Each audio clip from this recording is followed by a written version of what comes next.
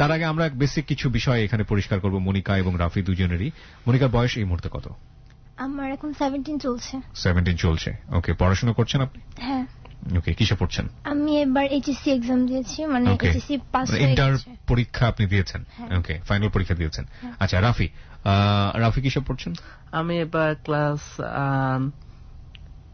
9 আছি। আমি আপনার মানে মাদ্রাসায় আর কি পড়ি। মাদ্রাসাতে পড়ছেন ক্লাস 9 এ? জি। আপনার বয়স এই মুহূর্তে? 23। রাফির বয়স 23, সে ক্লাস 9 এ পড়ছে মাদ্রাসাতে, এবং মনিকার বয়স 17, সে ইন্টার পরীক্ষা দিয়েছে ফাইনাল। কি হতে পারে এদের জীবনের গল্প? অ্যাজিউম আপনি করতে থাকুন, কিন্তু একটা কথা আমি সবসময় বলবো যে জীবন নাটকের চেয়েও অনেক বেশি নাটকীয়, এবং কোনোভাবে অ্যাজিউম করে আসলে বলা যায় না যে হোয়াট ইজ হ্যাপেনিং নেক্সট।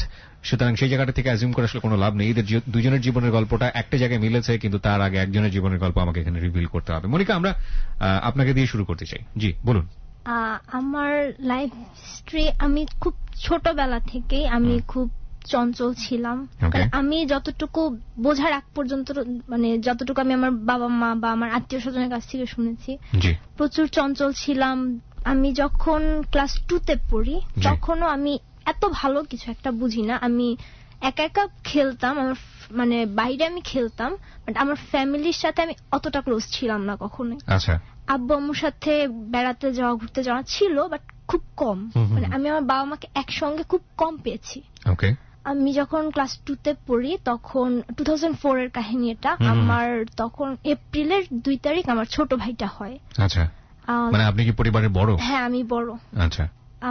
আমার ভাই হওয়ার পর তো ও এপ্রিলের 2 তারিখে হয়। আমরা 2004 এ একটা বন্যা হয়েছিল মেবি। তো ওই বন্যার সময় মানে আমাদের ফ্যামিলিতে আস্তে আস্তে একটা ভাঙনের মতো শুরু হয়। আমরা ফার্স্টে কেউ কিছু বুঝতে পারিনি যে কেন আব্বু আম্মুর মধ্যে একটা ডিস্টেন্স। তখন আপনি ক্লাস 2তে পড়েন? হ্যাঁ, তখন আমি ক্লাস 2তে পড়ি। তো একদিন হঠাৎ আমি সকালবেলা আমি ঘুম থেকে উঠে আমি দেখি যে আমার আম্মু কান্না করতেছে। তো আমি তখন বুঝি নাই কেন। আম্মু ব্যাগ গুছিয়ে আমাকে, আমার ছোট ভাই তখন মাত্র 1.5 মাস কি 2 মাস বয়স, তো আমাদের দুজনকে রেখে আম্মু চলে যায়। তো মাঝ রাস্তা থেকে আব্বু আবার আম্মুকে ফিরায় নিয়ে আসে।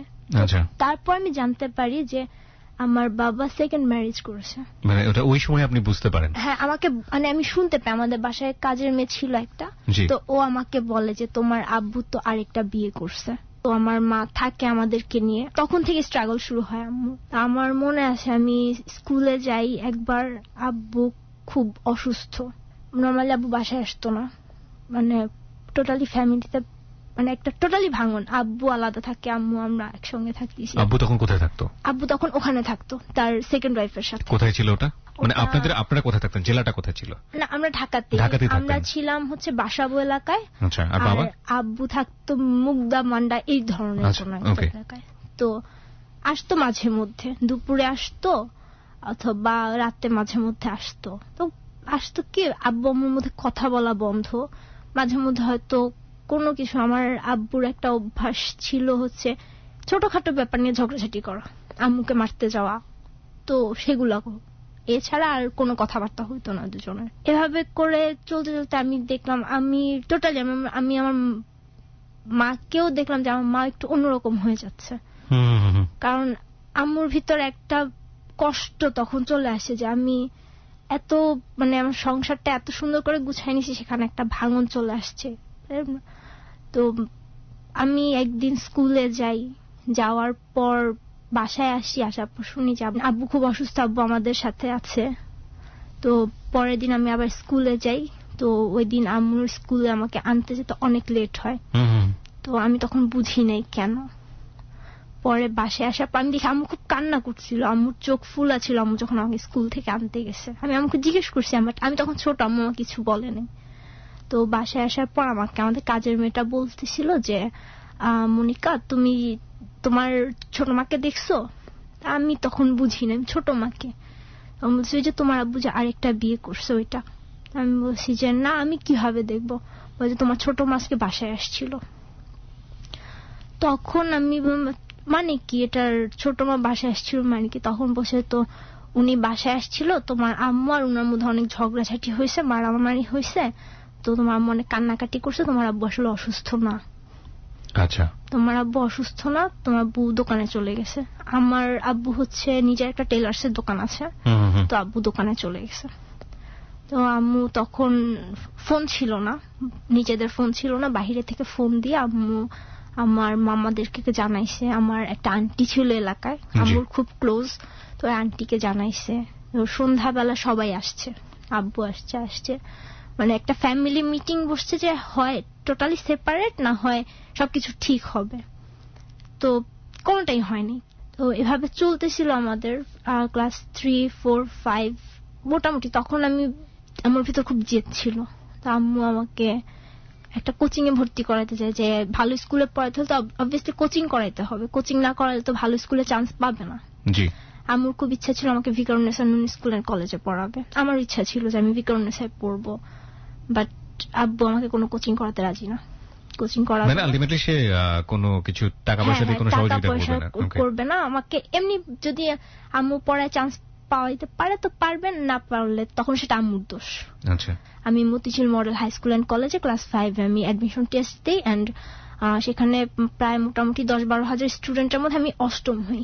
Very good. তো সেখানে অ্যাডমিট, আম্মু যখন আমাকে বলছিল, আব্বু বলছিল, আমার ছোটবেলা থেকে গান শেখার খুব শখ ছিল, আমি খুব গান, মানে আমি গানের প্রতি খুব ঝোঁক, আমি বলতাম গান শিখবো। আব্বু আমাকে বলছিল তুমি যদি চান্স পাও আমি তোমাকে গানের স্কুলে ভর্তি করাই দেবো। আচ্ছা। আর আম্মু আমাকে কন্ডিশন দিয়েছিল, আমার নুপুর পড়ার খুব শখ, তুমি যদি চান্স পাও আমি তোমাকে একজনের উপর নুপুর বানাই দেবো। আম্মু বানাই এনে রাখছিল, আমাকে দেখাইছে তুমি যদি চান্স পাও এগুলো তোমার। আমি চান্স পেলাম। আম্মু, আমার মনে আছে আমি রেজাল্ট দেখতে আমি যাইনি, আমি ছোট, আম্মু গেছে, অনেক ভিড়। আম্মু রেজাল্ট দেখে এসে আম্মু নিজের হাতে নুপুর খুলে আমার পায়ে পরাই দিছে। নুপুর খুলে মানে কি? মানে না, আম্মু নুপুর কিনে নিয়ে এসে নুপুর খুলে বানিয়ে এনে রেখেছিল, ওইগুলো আমাকে নিজের হাতে পরাই দিছে। ওকে। তো আব্বুকে যখন জানাইছি, আব্বু যখন জানছে, আব্বু খুব খুশি হয়েছে যে হ্যাঁ পাইছে। বাট আমি যখন বলছি আব্বু তোমাকে গানের স্কুলে ভর্তি করাবো না, আগে স্কুলে ভর্তি হও তারপরে করাবো।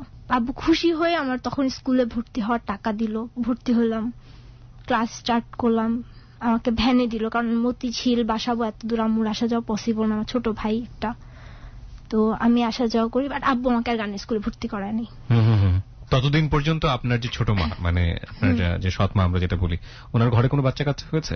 না, তখনও হয়নি। আচ্ছা, শুনি তারপর। তো তারপর হচ্ছে উনার একটা, মানে উনি অন্য একজনের সংসারে ছিলেন আগে, ওনার জন্য ওটা সেকেন্ড বিয়ে। হ্যাঁ, ওনার জন্য এটা সেকেন্ড বিয়ে। ওনার ওইখানে আমার চেয়ে হয়তো 2-1 বছরের ছোট একটা ছেলে ছিল।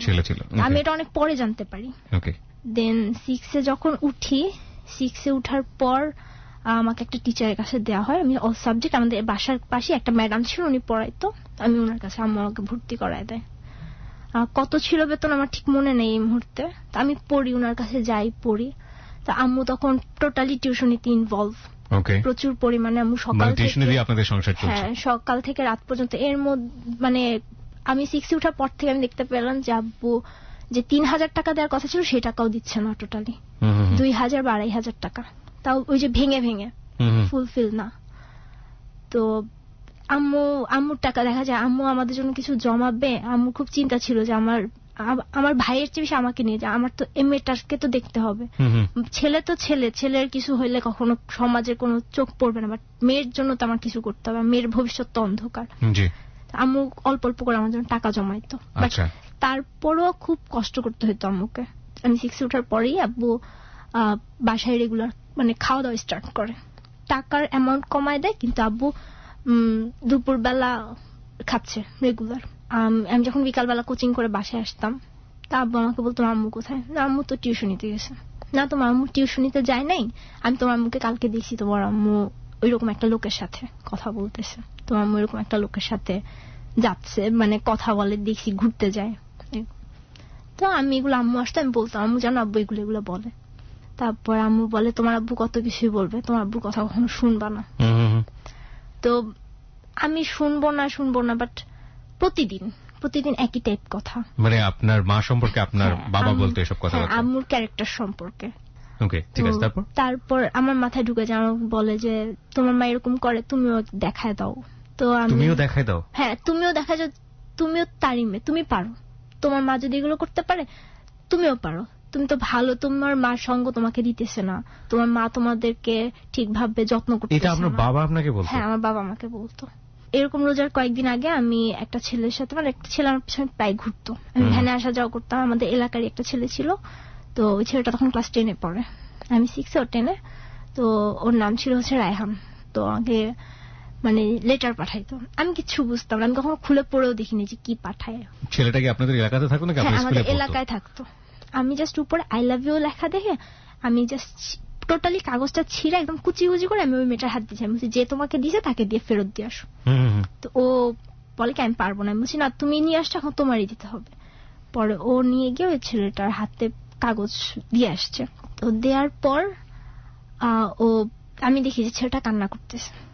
আমার মাথায় তখন আব্বুর ওই কথাটা চলে আসছে যে আমাকেও দেখাইতে হবে, আমিও একটা ছেলের সাথে মিশবো। তো আমি কথা ফার্স্টে বলতে চাইনি, তো ওই মেয়েটাকে ডাক দিছে, ডাক দিয়ে বলতেছে একটু ওকে বলো, আমি একটু ওর সাথে কথা বলবো, কান্না করতেছে। তো পরে আমি ফিরে তাকালাম যে হ্যাঁ কি হয়েছে। তো বলতেছে যে দেখো তুমি আমাকে লাভ করো কি করো না আমি জানি না, বাট আমি তোমাকে লাভ করি। আমি জিজ্ঞেস করলাম দেখেন আমি এসবের কিছুই বুঝি না, ছেলেটা প্রতিদিন এরকম ডিস্টার্ব করতেছে, আসতে যেতে আমি ভ্যানে আসা যাওয়া করি, আমার সাথে আপুরা আসে। তো ওরা আমাকে বলতো ছেলেটা প্রত্যেকদিন দেখে দাঁড়ায় থাকে, সমস্যা কি? পরে আমি আপু আমি চিনি না, কারণ আমি জানি আমি যদি ওদের কাছে বলি, আমার স্কুলে যদি ব্যাপারটা একটু কথা ছড়ায়, আমি স্কুলে অনেক দুষ্টামি করতাম। আচ্ছা। তো তখন দেখা যাবে আমি হয়তো মানে মেয়েরা সবাই আমাকে ভালো জানে, আমাকে এখন সবাই খারাপ বলতে পারে যে এতটুকু মেয়েও আবার ছেলেদের সাথে মিশে। তো আমি বলি নেই। পরে একদিন ওই ছেলেটা আবার আমাকে একটা লেটার পাঠায়। তো আপু বলতেছে, ও আমার সাথে যে মেয়েটা ছিল ছোট পিঠা, ও আমাকে বলতেছে আপু তুমি এটা পড়ে দেখো। আচ্ছা। তুমি এটা ছিল না, তুমি পড়ে দেখো। তো আমি পড়লাম, আমার ঠিক মনে নেই কি লেখা ছিল, জাস্ট এতটুকু প্রত্যেক লাইনে লাইনে আই লাভ ইউ কথাটা ছিল। আচ্ছা। প্রত্যেক একটা কথার পর আই লাভ ইউ লেখা। তো পরে আমি একটা ছোট্ট একটা কাগজ নিলাম, নিয়ে আমিও এখানে আই লাভ ইউ লিখে আমি ওই মেয়েটাকে দিয়ে পাঠিয়ে দিলাম, দিয়ে আসো। এটা কি আপনি বুঝে করেছিলেন নাকি এমনিতে? না বুঝে, এমনি। ওকে। তো দিলাম, দেওয়ার পর তো খুব খুশি ওই ছেলেটা। তো রিলেশন কি, আমি কোচিং এ যাই আসি বা স্কুলে যাই আসি, আমি যখন স্কুল থেকে বাসায় ফিরি তখন স্কুলে যাওয়ার টাইম, ওর রাস্তায় থাকে, দেখা হয়। আমি যখন কোচিং থেকে বাসায় ফিরি তখন ওর স্কুল ছুটি হয়, দাঁড়ায় থাকে, দেখা হয়। কথা কি, হ্যাঁ তোমার আজকে স্কুলে কি কি হয়েছে, তুমি আজকে সারাদিন কি কি করছো, এই 5-10 মিনিট এরকমই রাস্তায় আমাদের গলিতে এরকম কথা। তো এর মধ্যে আমার ফ্যামিলি কিছুই টের পায়নি, কিছুই না। আমাদের এভাবে রিলেশন 1.5 মাস ছিল। তো রোজার প্রায় শেষের দিকে আমার ঈদের, হ্যাঁ ও আমাকে বলছিল যে তোমার কি কোনো লাল কালারের ড্রেস আছে? আমি বলছি হ্যাঁ আছে। বলছিল আমি তোমাকে একটা রিকোয়েস্ট করবো, রাখবা? আমি বলছি হ্যাঁ বলো। তো বলছিল যে তুমি এবারে ঈদে একটা সিঁদুর লাল কালারের একটা ড্রেস বানাবা। তো আমি আমার আব্বুকে বলি, কারণ নর্মালি আমি ছোটবেলায় ড্রেস আম্মু কিনে দিত, আর যখন একটু বড় হয়েছে আব্বুই বিভিন্ন ডিজাইন করে, যেহেতু আব্বু নিজের দোকান টেইলার্সের, আব্বু বানাই দিত ড্রেস। তো আমি আব্বুকে বলছি আব্বু আমাকে ফুল রেড কালারের একটা সিঁদুর লাল রঙের আমাকে একটা ড্রেস বানাই দিবা। আমি ডিজাইন বলে দিছি, আব্বু আমার জন্য কাপড় কিনে বানায়ও ফেলছে।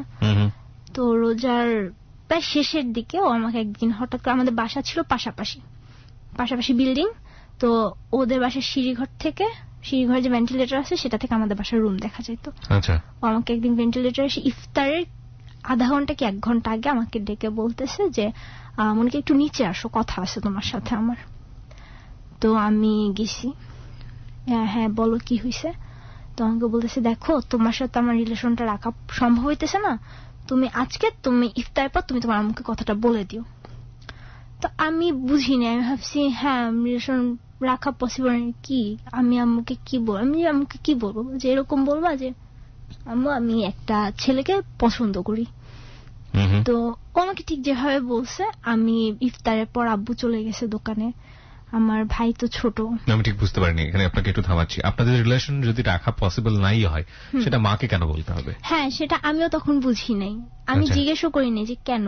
আমাকে বলছে তুমি আম্মুকে বলে। আপনার বয়সের ডিফারেন্স কত ছিল? 4 বছরের। 4 বছরের। ও বলছে আপনার মাকে বলার জন্য? হ্যাঁ আম্মুকে বলে দিতে। Very interesting. ওকে বলুন তারপর। তো আমি ইফতারের পর আমি আম্মুকে বললাম যে আম্মু এরকম ওই বাসায় থাকে একটা ছেলে, ওর নাম হচ্ছে রায়হান, আমি ওকে পছন্দ করি। আমার মনে আছে আম্মু শুয়েছিল, আম্মু শরীরটা একটু খারাপ ছিল ইফতারের পর। তা আম্মু উঠে বসে গেছে, কি হয়েছে তুমি কি বললা? পর আমি আবার বললাম এরকম একটা ছেলেকে পছন্দ করি। তো মনে আছে আমার মা আমাকে কখনো মারেনি, ওই দিন ফার্স্ট আম্মু আমাকে আমার গালে একটা চড় মারে। রায়হান আপনাকে এটাই বলতে বলেছিল? হ্যাঁ, এটাই বলতে বলছি, তুমি আমাকে এটা বলবা। আচ্ছা, তো পসিবল না তাহলে এটা কোত্থেকে আসলো? রিলেশনশিপ আপনি পছন্দ করেন ছেলেটাকে, সেটা আপনার মাকে বলতে বলছে, হ্যাঁ, তারপরও বলছে যে ও রিলেশনটা রাখবে না। এটা কি না বললে রাখবে না নাকি এমনিতেই রাখবে না? ওর কথা হচ্ছে আমি তোমার সাথে রিলেশনটা রাখতে পারবো না, এজন্য তুমি তোমার আম্মুকে বলে দিবা যে আম্মু আমি ওকে পছন্দ করি। ব্যাপারটা কেমন হয়ে গেল না? হ্যাঁ, আমার কাছে এখন মনে হয় যে আসলে এটা কেন ছিল, আমি যখন বুঝতে শিখছি তখন মনে হয় যে কেন ছিল, বাট আমার মাথায় তখন কোনো কোশ্চেন আসে নাই। যদি নাই থাকে তাহলে কেন মাকে বলবো? আমার তখন আমি এসবের কিছুই বুঝি না টোটালি। ও আমাকে যা বলে আমি তাই করি। আমাদের মধ্যে লেটার দেয়া নেওয়া হতো, ও আমাকে যা বলতো আমি ওকে তাই লিখতাম। মানে উল্টোটা করে দিতেন নাকি? ও আমাকে আমি তোমাকে ভালোবাসি, আমিও তোমাকে ভালোবাসি, তুমি দেখতে চাঁদের মতো, তুমিও দেখতে চাঁদের মতো, ব্যাপারটা এরকমই ছিল। বুঝতে পেরেছি। তো যাই হোক, বললো তারপর? তো এরপর আম্মু আমাদের বিল্ডিং এ আমরা থাকতাম 5 তলা, আমাদের 4 তলা একটা আন্টি ছিল, তো আম্মু ওনার সাথে খুব ক্লোজ। ওই আন্টির সাথে যে কোনো ডিসিশন নেওয়ার আগে আম্মু আন্টির সাথে পরামর্শ করে তারপর ডিসিশন নিত। তো আম্মু আমার ছোট ভাইকে পাঠালো যে তুমি একটু তোমার আন্টিকে নিয়ে আসো, আমাকেও পাঠালো যে যাও নিয়ে আসো, কিছু বলবো না, আম্মু ডাকে। তো আমরা গেলাম, আন্টিকে নিয়ে আসলাম। আনার পর আম্মু ফার্স্টে বিশ্বাস করতে পারেনি যে এতটুকুন মেয়ে এই কথা কেন বলবে। আমি ভাবছি হয়তো কোনো ফ্রেন্ডরা মজা করে বলছে, আমি সেটা বলতেছি। তো আন্টি আসার পর আম্মু আন্টিকে বলতেছে ও এরকম বলতেছে। পরে আন্টি বলে কি মনিকা এটা কি সত্যি? পরে আমি কি বলবো, আমি জাস্ট ওইটাই বলছি হ্যাঁ আমি একটা ছেলেকে পছন্দ করি। এটাও বলে দিয়েছিল? ও আমাকে বলতে বলছে যে তুমি তোমার আম্মুকে বলবা আমি ওই একটা ছেলেকে পছন্দ করি, নাম জিজ্ঞেস করলে বলবা রায়হান। এইভাবেই বল। রায়হানকে তো আপনার মা চিনতো না? তখন চিনতো না, আগে চিনতো না, আমি বলার পর। তো যাই হোক, আম্মু বলতেছে এখন দেখেন এইটুক মেয়ে এই কথা কিভাবে বলে, ও পছন্দ কি বুঝে, ও তো কারোর সাথে মিশেও না ওইভাবে। হ্যাঁ খেলে, আমি নিচে খেলতাম, আমি ক্রিকেট খেলতাম, ব্যাডমিন্টন খেলতাম, বাট তার মানে তো এই না যে আমি ওই ছেলের সাথে খেলতাম। আমি আমাদের গলির ছেলে মেয়ে আমরা সবাই একসাথে খেলতাম, আব্বুর সাথে খেলতাম, এরকম ছিল। তো পরদিন আমার কোচিং, আমার স্কুল বন্ধ তখন, আমি কোচিং এ যাচ্ছি, আম্মু ওকে রাস্তায় দেখলো। ও আমাকে ঈদ উপলক্ষে আমাকে একটা পুতুল গিফট করে, কার্ড গিফট করে, প্রতিদিনই কার্ড গিফট করতো, ঈদের কার্ড। তো আম্মু ওকে জিজ্ঞেস করছে যে তুমি ওকে পুতুল কার্ড কেন দিছো? ও তখন ডিরেক্ট মানে অস্বীকার করলো যে আমি তো ওকে এগুলো দেইনি, এগুলো আমার একটা ফ্রেন্ড ওকে দিছে, ও আমাকে ফাঁসানোর জন্য আমার নাম বলছে, আমি তোকে চিনি না। তো আমি একটু দূরে ছিলাম, আমি কথাগুলো শুনি, আমার খুব কান্না পায় যে ও আমাকে কার্ডগুলো পুতুল দিয়ে আমাকে বলছে তুমি তোমার ফ্রেন্ডের নাম বলবা একটা। আমি আমার ফ্রেন্ডের নাম এসে বলছি, আম্মু ওর ভাই আসছে, ওর ভাইগুলো নিয়ে আসছে, ওর সব ফ্রেন্ডের জন্য আমাকে একটা দিছে, ও কার্ড কিনতে পছন্দ করে, কার্ড দিতে পছন্দ করে, তাই আমাকে প্রতিদিন কার্ড দেয়। তো আমার খুব কান্না পায়, আমি রাস্তায় কান্না করে দিই অনেক, যে আমি কেন এগুলো করতেছে কেন, আমি তো কিছুই করিনি। তারপর আম্মু এসে আম্মু আমাকে খুব বকাবকি করে, তো আমাকে কোচিং এ দিয়ে আসে। তখন থেকে আমার প্রতি টোটালি মানে নজর রাখা আমার উপর শুরু হয়। সবার মধ্যে একটু খটকা লাগে যে কেন হঠাৎ কি হলো, তো একাই আসা যাওয়া করে। আমাকে জিজ্ঞেস করে ম্যাডাম কি হয়েছে, তো বলছে না কিছুই না, ও একটু অসুস্থ, আপনি ওকে একা ছাইরেন না। ম্যাডাম আমাকে একা ছাড়ে নাই, আম্মু গিয়ে আমাকে নিয়ে আসছে, কোচিং থেকে নিয়ে আসে। আমার টিউশনির ফাঁকে আমার টিউশনিতে একটু বাধা পড়ে। 2 দিন পর আমি যখন কোচিং এ যাই আবার, ও যেহেতু ক্লাস 10 এ ছিল, আর আমার সাথে যে মেয়েটা ওর ছিল ক্লাস 5 এ যে পড়তো, ও হচ্ছে বৃত্তি পরীক্ষা দিবে, আর 10 এ ওদের টেস্ট পরীক্ষা প্রায় কাছাকাছি, ওদের কোচিং চলে, তো ওদের স্কুল খোলা। তো ও রায়হান ও পৃথার কাছে চিঠি দিছে একটা, দিয়ে বলছে তুমি এটা তোমার মনিকা আপুকে দিবা। ও আমাকে দেয়, আমার খুব রাগ উঠে যায় যে ও তো আমাকে চিনে না, কেন দিবে এটা। ও আমাকে বললো যে আপু তুমি এটা পড়ে দেখো। তো আমি খুললাম, পড়লাম, ওখানে লেখা ছিল যে মনিকা আমি সরি, আমার কোনো উপায় ছিল না, তুমি আমাকে ভুল বুঝো না, আমি তোমাকে সত্যি লাভ করি, তোমাকে না পেলে আমি সুইসাইড করব। তখন আমি একটা নতুন ওয়ার্ড পেলাম, সুইসাইড জিনিসটা কি। চিন্তা করতেছি আমি সুইসাইড জিনিসটাকে ম্যাডামকে জিজ্ঞেস করব। তো আমার সামনে মেয়েটা বসা ছিল, আমি ওর সামনে চিঠিটা পড়ি। তো ও বলতেছে কি হয়েছে, আমি বলছি এটা মানে আমি বুঝতেছি না। তখন ও বললো আপু সুইসাইড মানে আত্মহত্যা। আত্মহত্যা, হ্যাঁ আমি জানি সুইসাইড অর্থ আত্মহত্যা, বাট এটা কিভাবে করে। তখন আমাকে বললো যে মানে ধরো ওই যে আমরা শুনি না বা টিভিতে দেখি না, একটা ছেলে একটা মেয়ের জন্য মানে ছাদ থেকে লাফ দিতেছে বা বিষ খেয়ে ফেলতেছে, গলায় ফাঁসি দিতেছে, ওইগুলা। আমি ও আচ্ছা, তা আমি ওর কথা সত্যি ধরে নিলাম। আমি কিছুই বুঝি না, ও যেটা বলতেছে আমি সেটাই ট্রু ধরতেছি। তো আমাকে চিঠিতে লাস্টে লিখছিল যে আগামীকালকে আমি তোমার জন্য সকালবেলা 9:30 10টার দিকে ওয়েট করব, তুমি বাসার থেকে বের হয়ে চলে এসো। আচ্ছা, এটা রায়হান আপনাকে বলছে। আর আপনার মাকে যখন আপনি ধরনের কথা বললেন যে আমি রায়হানকে পছন্দ করি, আপনার মা আপনার সঙ্গে খারাপ ব্যবহার করলো, কিন্তু এই পছন্দের ব্যাপারটা কি, কেন হয়, এই জাতীয় জিনিসপত্র জানা বোঝানো বা এরকম কোনো কিছু কি করেছিল মা? হ্যাঁ, আম্মা আমাকে বলছে দেখো তুমি এখন অনেক ছোট, একটা ছেলেকে তুমি কিভাবে পছন্দ করো, তুমি কি পছন্দ করো আমাকে একটু সেটা বলো। আমি কিছুই বলতে পারি, আমি ওকে পছন্দ করি, কি পছন্দ করো আমাকে সেটা বলো।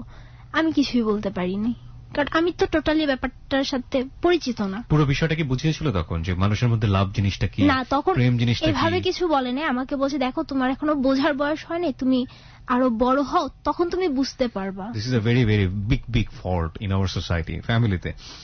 যদি কোনো সন্তান যে বয়সেরই হোক না কেন, তারা যদি এই ধরনের কোশ্চেন কখনো রেইজ করে এবং একই সাথে যদি কোনো সিচুয়েশনে পড়ে যায়, সেটা ইভেন্চুয়ালি কোনো ঘটনার দ্বারা হোক কিংবা আকস্মিকভাবেই হোক না কেন, তখন এই যে আমরা যে কথাগুলো বলি যে আরো বড় হও, তোমার এটা বুঝতে আরো সময় লাগবে, এটা ওদেরকে আরো বেশি কিউরিয়াস করে, আরো বেশি কৌতূহল করে যে কি এমন জিনিস এটার জন্য আমাকে বড় হতে হবে। তার চেয়ে বরং ওই বিষয়টা ওদেরকে খুব ভালো করে বলে দেওয়া যে এটার জন্য একটা বয়স থাকে, তুমি এই বয়সে গেলে এই জিনিসটা বুঝতে পারবে, এটার জন্য এই জিনিসটা হয়, এটার জন্য শারীরিক ব্যাপারটা এরকম, মানসিক ব্যাপারটা এরকম, এভাবে সংসার হয়, এভাবে দুজন মানুষের মধ্যে বন্ডেজ তৈরি হয়। দুই একটা এক্সাম্পল তৈরি করা, ওর সারাউন্ডিং ও যে জিনিসগুলো ভালো বুঝে সেগুলোর মধ্যে থেকে দুই একটা এক্সাম্পল বের করা, এই জিনিসটা যদি খুব ক্লিয়ারলি ওদেরকে বুঝিয়ে দেওয়া যায় তাহলে কিন্তু এই কমপ্লেক্সিটিটা তৈরি হয় না। যাই হোক, আমরা একটু শুনি। তারপর? হ্যাঁ, তারপর আমি চলে আসতে বলেছে। হ্যাঁ, আমাকে চলে আসতে বলে। তো আমি পরদিন আমাকে আবার এটাও বলে যে তুমি এটা তোমার আম্মুকে বলো না। তো আমি ঠিক আছে আম্মুকে বলবো না। তো ওই দিন আমার ইফতারের সময় আম্মু আব্বুর সাথে তো কথা বলেই না, ওই দিন অনেক বছর পর আম্মু আব্বুর সাথে কথা বলে শুধু আমার জন্য। ওকে, চলে আসা বলতে আপনি কিছু বুঝতে পেরেছেন? চলে যাওয়া বলতে কি? চলে আসা মানে ও বলতেছে তুমি বাসা থেকে বের হয়ে আসবা, আমরা ঘুরবো। আমি জাস্ট ধরে নিছি যে হ্যাঁ আমি যাবো, হয়তো দেখা করতে হবে এইরকম কিছু, আমি এরকম ধরে নিই। তো ও আম্মু আব্বুর সাথে ওই দিন ইফতারের সময় কথা বলল। আমি তখন আব্বুর সাথে ইফতার করতাম, কারণ যেহেতু আব্বু আম্মুর মধ্যে কোনো বন্ডেজ নাই তখন। তো আম্মু আলাদা ইফতার করছে, আমি আব্বুর সাথে করি বা আমি মাঝে মধ্যে আম্মুর সাথে করি। আম্মু আমাকে ছোটবেলা থেকে যে তোমার আব্বুকে কষ্ট দেয়। মানে আপনারা সবাই মিলে একসাথে থাকতেন? আপনার ছোট মা ফ্যামিলিতে থাকতো? না না না, ছোট মা কোথায় থাকতো? আলাদা। আলাদা কোথায় সেটা? মুগদাতেই। মুগদাতে থাকতো। আপনার বাবা আপনাদের এখানে আসতো ইফতার করার জন্য? হ্যাঁ, ইফতার করতো আমাদের এখানে। আচ্ছা, রাতের বেলা থাকতেন উনি? না, রাতে থাকতাম না। থাকতেন না, ঠিক আছে। খুব কম, মাঝে মধ্যে। তখন আপনার মার সঙ্গে ডিভোর্স হয়নি? না, ডিভোর্স হয়নি। ওকে। তো তারপর আমি ইফতার করছি, তো এর মধ্যে আম্মু হঠাৎ করে আব্বুকে এসে বলতেছে তোমার মেয়ে তো একটা ছেলেকে পছন্দ করে। তা বলতেছে ছেলেকে পছন্দ করে মানে কি? বলতেছে ওই বাসায় থাকে এরকম একটা ছেলে, ক্লাস 10-এ পড়ে, ওই ছেলে নাকি তোমার মেয়ের সাথে ওই ছেলের সম্পর্ক। তো আব্বু ভালো মতো কিছু শোনার আগে আব্বু আমাকে অনেক জোরে একটা চড় মারে, যেটা আমার মাথায় লাগে। মাথায় লাগার পর কিছুদিন পর থেকে আমি সাফার করতে শুরু করেছি, আমার চোখে একটু। আমি ঠিক বুঝলাম না, বাবাই তো আপনাকে ইন্সপায়ার করলো এসব জায়গাতে যাওয়ার জন্য? বাবা ইন্সপায়ার করেছে, বাট তার টার্গেট ছিল সে আমার মাকে আমার কাছে ছোট করবে, সে ফ্যামিলির কাছে আমার মার দোষ দিবে যে আমার মা আমাদেরকে রেখে টিউশনি করে তাই আমরা খারাপ হয়ে গেছি। বাবা চড় মারলো, তারপর? তো মারার পর আমি খুব কান্না করি। ইফতার আমি রোজা ছিলাম, বাট আমার ওইভাবে আমি ইফতার করা হয়নি। তারপর মানে টোটালি আমি খুব আমি বললাম আমি চঞ্চল ছিলাম ছোটবেলায়, আমি তখন থেকে আস্তে আস্তে খুব চুপচাপ হয়ে যাওয়া শুরু। বাবাকে আমি আগে থেকেও ভয় পেতাম, বাট তখন আরো বেশি ভয়। ঠিক আছে মনিকা, আমরা এখান থেকে আবারও ফিরবো এবং এই ফাঁকে শ্রোতা আপনাদেরকে বলছি আজকে শুধু মনিকা না, মনিকার সাথে আরো একজন আছে। আমরা অনুষ্ঠানের শুরুতেই তাদেরকে আপনাদের সঙ্গে পরিচয় করিয়ে দিয়েছি এবং মাত্র 4 মিনিটের একটা বিজ্ঞাপন বিরতি নিতে চাই। 4 মিনিট পরে আমরা আবারও ফিরে আসছি ক্লোজ আপ প্রেজেন্স হ্যালো 8920-তে। যারা স্টোরি লিখে পাঠাতে চান ফেসবুকের মাধ্যমে তারা যোগাযোগ করবেন আমার পেজটিতে www.facebook.com/kibria.rj KEBRIA.rj। পেজটি আছে RJ কিবরিয়া নামে। ওখানে লাইক দেওয়ার সঙ্গে সঙ্গে আপনি আমাদের এই হ্যালো 8920 মেম্বার হয়ে যাবেন। ফিরছি ঠিক 4 মিনিট পর। Close Up presents Hello 8920. Close Up. The closer, the better. Close Up presents Hello 8920. Close Up. The closer, the better. 4 minute পর আরো একবার ওয়েলকাম করছি ক্লোজ আপ প্রেজেন্স হ্যালো 8920 তে। আমি আরজে কিবরিয়া রয়েছি আপনার সঙ্গে এবং আপনারা শুনছেন এবিসি রেডিও এফএম 89.2। আর আজকে এখানে মনিকা এবং তার সঙ্গে আরো একজন এসেছে জীবনের গল্প বলার জন্য। ঠিক যেখানটাতে ব্রেক নিয়েছিলাম সেখানেই আমরা ফিরছি। আর ওদেরকে দেখার জন্য আপনারা চলে আসতে পারেন আমাদের এবিসি রেডিওর ফেসবুক ভেরিফাইড পেজে। এছাড়া যারা স্টোরি লিখে বাড়াতে চান, স্টোরি ডাউনলোড করতে চান আমার সঙ্গে সরাসরি এবং অতিথির সঙ্গে সরাসরি যোগাযোগ করতে চান, তারা চলে আসতে পারেন আমার পেজটিতেও। আমার পেজটির ঠিকানা হচ্ছে www.facebook.com/kibria.rj KEBRIA.rj। পেজটি আছে আরজে কিবরিয়া নামে এবং লাইক বাটনে ক্লিক করার সঙ্গে সঙ্গে আপনি আমাদের হেলো 8920 মেম্বার হয়ে যাবেন। হ্যাঁ মনিকা, যেখানটায় আমরা ছিলাম, তো পরদিন ও আমাকে সকালবেলা আম্মু মনে আছে আমি 7টা বাজে টিউশন নিতে যেত, 6টা-7টার সময়। তো ওই দিন আম্মু 7টার দিকে মেবি টিউশন নিতে গেছে। তো আমাকে ওদের ভেন্টিলেটর থেকে আমাকে বলছে তুমি তোমার একটা ড্রেস নিয়ে ব্যাগে করে তুমি নামো, নিচে নামো। আমার ভাই তখন খুব ছোট, আমি 6-এ পড়ি, ওর 3 কি 4 বছর বয়স তখন মাত্র। আচ্ছা। তো আমি ওর কথা মতো আমি একটা ড্রেস ব্যাগে নিয়ে আমি নিচে নামছি। আমাকে বলছে যে তোমার বাসায় ডায়েরি আছে না? আমি বলছি হ্যাঁ আছে। তুমি ওইখানে লিখে রেখে আসো যে তুমি 3-4 দিনের জন্য কোথাও যাইতেছো, তুমি আসবা না বাসায়। আমি ওর কথা মতো ডায়েরিতে ওটা লিখে রেখে আমি চলে যাই। আমার ভাইটা খুব কান্না করে, আমার এখন মনে হয় খুব খারাপ লাগে। আমার এতটুকুন ভাই প্রচুর কান্না করে, আমাকে গেট থেকে বের হতে দেয় না। ও কিভাবে বোঝে যে আপনি কোথাও যাচ্ছেন? আমি খুব তাড়াহুড়া করে বের হইতেছিলাম প্রচুর। ও আমার কাছে, কারণ ও যখন কাজের মেয়ে পাঠায় দেয় ও তো আমার কাছেই থাকে সব সময়। আমরা দুজন একসঙ্গে থাকি, যত যাই হোক আমরা খেলি দুষ্টামি করি, ওকে আমার সাথেই রাখা। তো আমি আম্মু বাসায় নাই, আমি এত সকালবেলা বের হয়ে যেতে, মানে ছোট মানুষ একা ভয় পায় এরকম আর কি। খুব কান্না করছে। তো আমি ওকে চকলেট দিয়ে কয়েকটা আমি বের হয়ে চলে গেছি।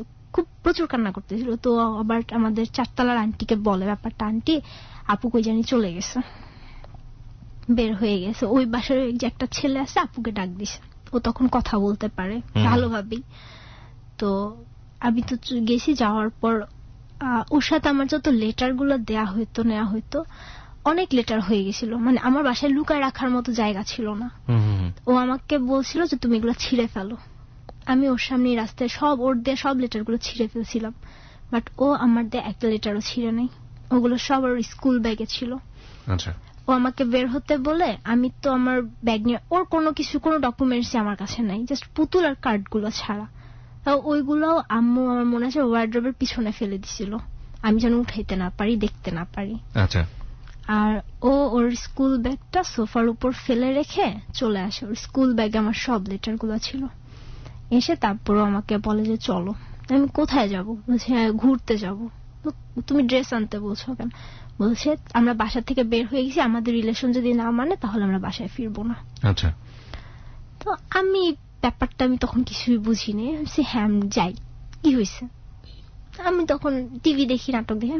হ্যাঁ টিভিতে তো নাটক সিনেমা তো হয়, এরকম যায় ছেলে মেয়ে একসঙ্গে যায়, পরে বাবা মা মেনে নেয়, তারপর আমরা মানে আবার ছেলে মেয়ে ফিরে আসে এরকম। আমি ওইভাবে ধরে নিছি সেরকমই কিছু একটা। তো পরে গেলাম, ঘুরলাম সারাদিন। ওর ফ্রেন্ডের কাছ থেকে 1000 টাকা ম্যানেজ করলো, ওর একটা ফ্রেন্ড আসলো সাথে, আমরা 3 জন সারাদিন ঘুরলাম। ওর একটা MP4 প্লেয়ার ছিল তখন, তো এটা বিক্রি করার জন্য অনেক ট্রাই করলো, বাট বিক্রি করতে পারেনি। আমরা অনেক জায়গায় গেলাম, পুরো এলাকা মুহূর্তের মধ্যে এলাকা ছড়াই গেল যে মনিকা আর রায়হান নাই হয়ে গেছে, ওরা দুজন বাসা থেকে বের হয়ে গেছে। আমি তখন টোটালি ব্যাপারটা কিছুই বুঝি না। ও ক্লাস 10-এ পড়ে, ও মোটামুটি না ভালো মতোই বুঝে। তো পরে আমরা এরকম সারাদিন ঘোরাঘুরি করলাম। তো সন্ধ্যার দিকে খুব খোঁজ করা হচ্ছে। আমার মেজো মামির এক ভাই আছে, উনি পুলিশে আছে একটা পদে, আমি যাই না ঠিক কোন ইয়েতে। তো ওনাদেরকে খবর দিল, পরিচিত যারা আছে পুলিশ অনেকজনকে খবর দেওয়া হলো। তো ওর বাসায়, মানে রায়হানের বাসায় আমার বাবা আর আমার 4তলার আঙ্কেল, ওনারা 2 জন গেল। যাওয়ার পর মেইনলি কালার হওয়ার কথা ছিল ছেলেটার, বাট কালার হলাম আমি, জাস্ট ওই লেটার গুলোর জন্য। মানে লেটার গুলো ওর বাসায় পাওয়া গেল? হ্যাঁ, লেটার গুলো ওর বাবা ওর ব্যাগ চেক করে লেটার গুলো পাইছে। এখানে একটু থামাচ্ছি আপনাকে। তখন কি আপনি বাড়িতে চলে এসেছেন নাকি তখন? না, তখন আমরা বাইরে। পরবর্তীতে আপনি শুনেছেন জিনিসগুলো? আমি তখন জানি সব, আমি তখন বুঝতেছি মানে যে, কিন্তু আপনি তো যখন বাইরে আছেন। হ্যাঁ, তখন আমি জানি না যে লেটার কি হচ্ছে না কি হচ্ছে। পরবর্তীতে শুনেছেন। ওই লেটার গুলো দ্বারা আমি খারাপ হয়ে গেলাম, টোটালি কালার আমার বাবার একটা স্বভাব হচ্ছে নরমালি ছেলে মেয়ে কিছু করলে বাবা মারা চায় ধামা চাপা দিতে। আমার বাবা সেটা খুব ভালোভাবে প্রচার করে, টোটালি এলাকায় প্রচার করে, আমার বাবা নিজেই। তো আমরা তো ঘুরলাম, আমরা সন্ধ্যার দিকে ওর বাসায় ফোন দিল। তো ওর তখন সেট ছিল, নিজের মোবাইল সেট ছিল, ও বাসায় ফোন দিল। তো ফোন দেওয়ার পর ওর ফ্রেন্ডকে দিয়ে কথা বলাইছে, ও কথা বলে নাই। তখন ওর ফ্রেন্ড ফোন রেখে বলল, দেখ তুই তো ওরে নিয়ে চলে আসছিস, তোর কোনো ডকুমেন্টস তোর বাসায় নাই, কিন্তু ও তোরে যতগুলা চিঠি দিছে সেগুলো সব তোর ব্যাগে পাওয়া গেছে। তখন আমি খুব চিল্লাইছিলাম যে তুমি এগুলা কেন রেখে আসলা? আমি তো একটা চিঠিও রাখিনি, আমি তো সব ছিঁড়ে ফেলছি, তুমি কেন রাখলা? আমার কাছে জাস্ট ওর একটা চিঠি ছিল, একটা চিঠি, ওটা তাও আমার সাথেই। এই বলার পর ও বলে, দেখো আমি বুঝতে পারিনি যে এরকম কিছু হবে। তারপর আমরা 8:30 9টার দিকে ও বাসায় আম্মুকে আমাকে দিয়ে ফোন দেওয়া হলো, আম্মুর নাম্বারে ফোন দিলাম। ও আমাকে বললো তুমি বলো, আমরা তখন ঢাকাতেই, আমাকে বললো যে তুমি বলো যে আমাদের রিলেশন যদি তোমার না মানে, আমাদের সামনে নদী আছে, আমরা নদীতে ঝাঁপ দিব। এটা ও বলে দিল? হ্যাঁ, ও বলে দিল। আপনারা তখন কোথায়? আমরা তখন ঢাকায়, কোন জায়গাটা আমার তখন ঠিক মনে নেই। মানে মুভের উপরে আছেন? হ্যাঁ, মুভের আমরা একটা দোকানের মধ্যে, মানে ওর যে ফ্রেন্ড আছে ওই ফ্রেন্ডেরই বাসার আশেপাশে। আচ্ছা। তো ওকে আমি আম্মুকে ফোন দিলাম, ফোন দিয়ে আম্মুকে বললাম এটাই, যে আমরা নদীর কাছে আসি। ওদের গ্রাম ছিল হচ্ছে ভোলাতে, রায়হানদের। তো ও বলছে আমরা ওদের গ্রামে চলে যাব, এটা বলতে বলছিলাম যে আমরা নদীর সামনে আছি, তোমরা যদি আমার রিলেশন না মানো তাহলে আমরা নদীতে ঝাঁপ দিব দুজন একসাথে। আম্মু প্রচুর কান্না করতেছিল। তো আমার যে 4তলা আন্টি ছিল, উনার মেয়ে হচ্ছে দেশের বাইরে থাকতো। তো আপু তখন ঈদের জন্য দেশে আসছে ঈদ করতে। তো আপু কথা বললো ফোনে, দেখো আপনি তোমার সবকিছু আমরা মাইনা নিব, তুমি আসো, বাসায় ফিরে আসো, তুমি না লক্ষ্মী আপনি, তুমি বাসায় ফিরে আসো। তো আমি খুব কান্না করতেছিলাম। আমি বললাম ঠিক আছে, আগে বললেও যে তোমরা আমাদের রিলেশন মানছো। বললাম হ্যাঁ, তোমরা যেটা বলবা সেটাই করবো, তুমি আসো। আমাকে 10টা 10:30টার দিকে আমাকে বাসায় দিয়ে আসলো। আব্বু তখন আর বাসায় নাই। আব্বু সারাদিন অনেক হাঙ্গামা করছে আম্মুর উপর, অনেক। আমি বাসায় এসে শুনতে পারছি যে আম্মুর উপর অনেক মানে ঝগড়াঝাটি, আম্মুকে অনেকবার মারতে আসছে, এরকম অবস্থা। পরদিন আব্বু যখন ইফতারের সময় আসছে, আমি আব্বুর সামনে যাই না, আব্বু আসতে কথা বলে না। আমি চিন্তা করতেছি আমি কি করলাম যে আমার সাথে সবাই এরকম বিহেভ করতেছে। পর একদিন আম্মু নামাজে দাঁড়ায়, আম্মু নামাজ পড়ছে, জোহরের নামাজ। আম্মুর মোবাইল সেটটার চাবিটা আম্মুর যায় নামাজের সামনে রাখা। আমার ছোট ভাই খেলতেছে। আমার ছোট ভাইকে বুঝাই যে ভাইয়া তুমি আম্মুর মোবাইলটার চাবিটা আমাকে আয়না দিবা। ও বুঝে নেই যে আমি বাসা থেকে আবার বের হয়ে যাব। আমাকে আয়না দেয়, দেওয়ার সঙ্গে সঙ্গে আমি ওকে সরাই দিয়ে আমি দরজাতে বের হয়ে, আমি দরজা বাইরে দিয়ে লক করে রেখে আমি চলে যাই। যাওয়ার পর আমি সেই যে পৃথা ছিল আমার সাথে, আমি ওদের বাসায় যাই। তো আমি বলছি আমার একটা ফ্রেন্ডের বার্থডে, আমি আসছি, তো আমি যাবো এখানে, তো অনেকদিন তোমাদের সাথে দেখা হয়নি, আমি দেখা করতে আসলাম। আমি বলছি আন্টি তো জানবে না, আন্টিকে বলে আসছো, আন্টি বের হইতে দিছে। পর আমি বলছি আমি বাহিরে দরজা আটকে চলে আসছি। আমি বলছি আচ্ছা আমি এখন যাই, আমি পরে তোমাদের সাথে আবার কথা বলবো। আমি বুঝতে পারিনি যে কি হইতেছে বা কি, আমার জিদ ছিল যে আমার সাথে এরকম করবে কেন, আমি বের হবো বাসা থেকে। তো ওরা আব্বুর দোকানটা আমাদের এলাকাতেই, তো দোকানে গিয়ে আব্বুকে বলে যে আঙ্কেল আপু তো আবার বের হয়ে গেছে। আম্মুর কাছে তো মোবাইল নেই, আম্মু জানাইতেও পারতেছে না সঙ্গে সঙ্গে। তো আমি আবার ঘুরতে ঘুরতে ওর যে ফ্রেন্ডটা আমাদের সাথে ছিল ওদের এলাকায় চলে গেছি। তো ওর ফ্রেন্ডটা আমাকে দেখার পর ও আমাকে বলে কি ব্যাপার, তুমি এখানে কি করো? এর মধ্যে পুরো এলাকায় ছড়াই গেছে মনিকা একা বাসা থেকে বের হয়ে গেছে। তো রায়হানের ফ্যামিলি রায়হানকে আটকায় ফেলছে বাসায়, ওকে বের হইতে দেয় না, ওর মোবাইল নিয়ে গেছে, কারণ ওরা ভাবছে আমি হয়তো ওর সাথে যোগাযোগ করব। পরে ওর ফ্রেন্ডটা আমাকে একটা দোকানে বসায় রেখে ও বাসা থেকে রেডি হয়ে আসছে, এসে আমাকে বুঝাইছে দেখো তুমি তো ওকে বের করো নাই, তুমি একা বের হয়ে আসছো কোন সাহসে? তোমার উচিত ছিল তুমি ওকে বের করবা, তারপর তুমি বের হবা, তুমি একা বের হয়েছো কোন সাহসে? আমি বলছি যে দেখেন ভাই আমি জিদ করে বের হয়েছি, আমাকে বাসায় আটকায় রাখা হয়েছে, কেন আটকায় রাখা হবে, আমি কি করছি? আমাকে এরকম করা হয়েছে, আমি কি করছি? তো ভাই আমাকে নিয়ে বলছে আচ্ছা তুমি বের হয়েছো চলো। ভাই আমাকে নিয়ে ঘুরে, তো সন্ধ্যার দিকে ওই ভাইয়াটা আমাকে বাসায় দিয়ে আসে। বাসায় দিয়ে আসার পর আব্বু বাসায় ছিল। ওদের ওই ছেলেটা, ও রায়হান যে স্কুলে পড়তো সেই স্কুলে একটা স্যার ছিল, ওই স্যারের কাছে ও প্রাইভেট পড়তো, ওই স্যার আমাদের বাসায় ছিল। ওই ভাই আমাকে দিয়ে আসার পর ওই স্যারের সামনে আব্বু আমাকে আবার একটা চড় মারে। মারার পর স্যারটা ঠেকায়, বলে দেখেন ছোট মানুষ ভুল করছে, বুঝাবেন, মারতেছেন কেন, মাইরেন না। তারপরে স্যারটা আমাকে অনেক বুঝায় টুঝায় স্যারটা চলে যায়। আব্বু ওই স্যারকে দিয়ে আসার পর আম্মু আমার সাথে কথা বলে না কোনো। আমি আম্মুর সাথে কথা বলতে যে আম্মু আমার সাথে কোনো কথাই বলে না। আব্বু স্যারকে নিচে দিয়ে আসা দরজাটা আটকায় বাসার। আটকানোর পর আমার আমি ব্যাডমিন্টন খেলতাম খুব, আমার র্যাকেট ছিল ব্যাডমিন্টন খেলার, আমার ছোট ভাইয়ের ক্রিকেট ব্যাট ছিল। আমার বাবা আমাকে সেই র্যাকেট দিয়ে ফার্স্ট একটা র্যাকেট দিয়ে আমাকে পিটানো শুরু করে। তো আমি কান্না করব কি, আমার কান্না মানে আমার চোখ দিয়ে পানি পড়তেছে, বাট আমার মুখ দিয়ে কোনো শব্দ বের হইতেছে না। আমাকে প্রচুর মারতেছে। আমি পরে হঠাৎ করে দেখি আমার হাতে রক্ত, ঘরে রক্ত ছিটকায় পড়ছে। ওইটা দেখে আমি চিৎকার দিছি, রক্ত দেখে ভয় পেয়ে চিৎকার দিছি। দেওয়ার পর আব্বু আমাকে অনেক গালাগালি করে, অনেক খারাপ ভাষা, অনেক গালাগালি করে। আর ফার্স্ট যে র্যাকেটটা দিয়ে মারতেছিল র্যাকেটটা ভেঙে যায় মারতে মারতে। তারপর আমি আম্মুর পায়ে ধরে মাফছি যে আম্মু আমি এগুলো কখনো করবো না, তুমি আমাকে মাফ করে দাও। আম্মু আমাকে ধরে নেই। তো আম্মুর একটা কথা ছিল, আম্মু বলতো শাসন করো, মারো, বাট কখনো মাথায় মারবা না, হাতে পায়ে মারো, মাথায় মারবা না। বাট আমার বাবা সবসময় মাথায় মারত।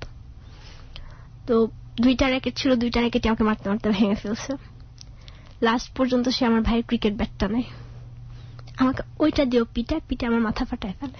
এরপরে যখন আব্বুর একটু হাত কাটে, আব্বু ব্যাট ফালায় দিয়ে আব্বু বলে এইরকম মেয়ে আমার দরকার নেই, আমার এরকম মেয়ে থাকার চেয়ে আমার একটা ছেলে, আমার কোনো মেয়ে নেই।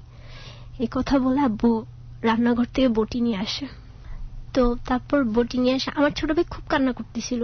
আমি তো রক্ত দেখে ভয় পেয়ে চিৎকার করছি, মানে এমন অবস্থা, আমি আমার ঘরে আমাদের ফ্রিজের উপর রক্ত ছিটকায় পড়ছে, শোকেসের গ্লাসে রক্ত, আমার সারা শরীর রক্তে ভিজে গেছে, এরকম অবস্থা। তো আব্বু যখন বটি নিয়ে আসছে আমি অনেক ভয় পাইছি, আমাদের বটিটা অনেক বড়। তো আম্মু আমাকে ধরতে আসে নাই, আম্মু আমার ভাইকে পাঠাইছে যে তুমি দৌড় দাও, তুমি দৌড়ে তোমার আন্টির কাছে যাও 4 তলা, তোমার আন্টিকে নিয়ে আসো, বলো যে আপুকে মারতেছে। তো আব্বু জাস্ট বটিটা মানে ধরছে, আব্বু আমাকে কোপ দিবে এরকম অবস্থায় ওই আন্টি চলে আসছে। আমার ভাইটা গিয়ে আন্টিকে বলছে আন্টি আব্বু বটি নিছে, আপুকে খুন করে ফেলবে। আন্টি দৌড়ায় এসে আব্বুর বটিটা হাত থেকে কেড়ে নিছে, দেখে যে আমার শাশুড়ি রক্ত, আমার মাথা ঘুরানো, আমি সেন্সলেস মানে হয়ে যাচ্ছি বাট হচ্ছি না, এরকম অবস্থা। তো পরে আন্টি এসে আমাকে ধরে, তারপর আব্বু আরো মারে আমাকে আন্টি। তারপর আন্টি জোর করে আব্বুকে পাঠায় দেবা যে আপনি দোকানে যান, আমি দেখতেছি। আমাকে হসপিটালে নেওয়া হয়নি কোনো, বাসায় আন্টি আমার সবকিছু, আম্মু আসছে, আম্মু কান্না করতেছিল, এসে মানে ব্লাড টাচ সবকিছু মানে পরিষ্কার করার পর মাথায় ব্যান্ডেজ লাগায়। তো আমি খাবো না, আমি প্রচুর কান্না করতেছিলাম আর মানে অনেক ভয় পেয়ে গেছিলাম।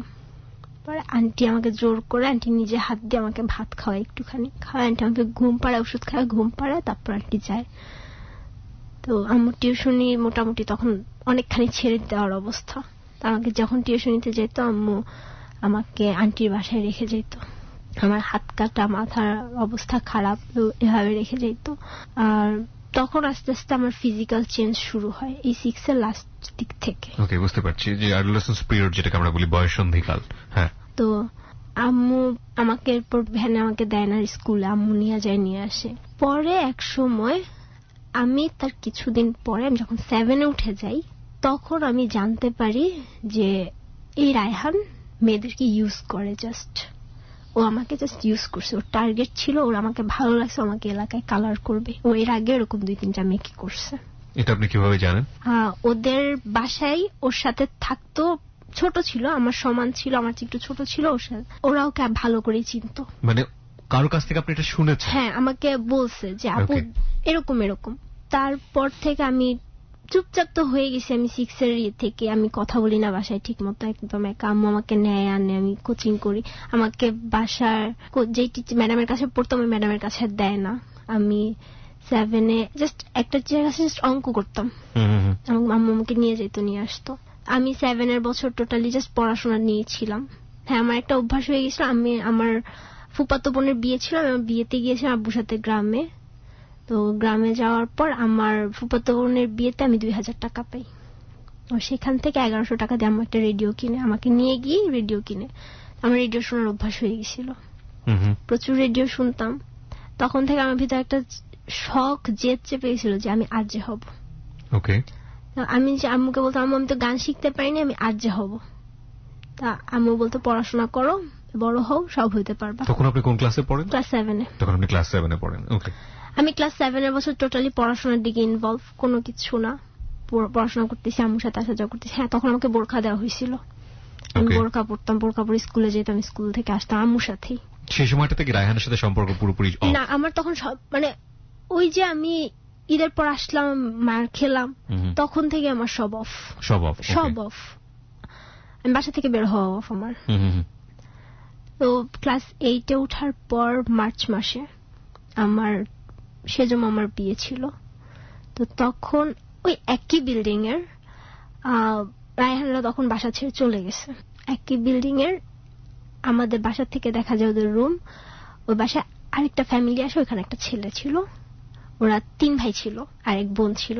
বড় ছেলেটা যে, সে আমাকে ইশারা ইঙ্গিত, মানে যেভাবে আমার আকর্ষণ করা যায়, আমাকে দৃষ্টি আকর্ষণ করা যায়, এরকম করতো না। আমি ফার্স্টে পাত্তা দিতাম না।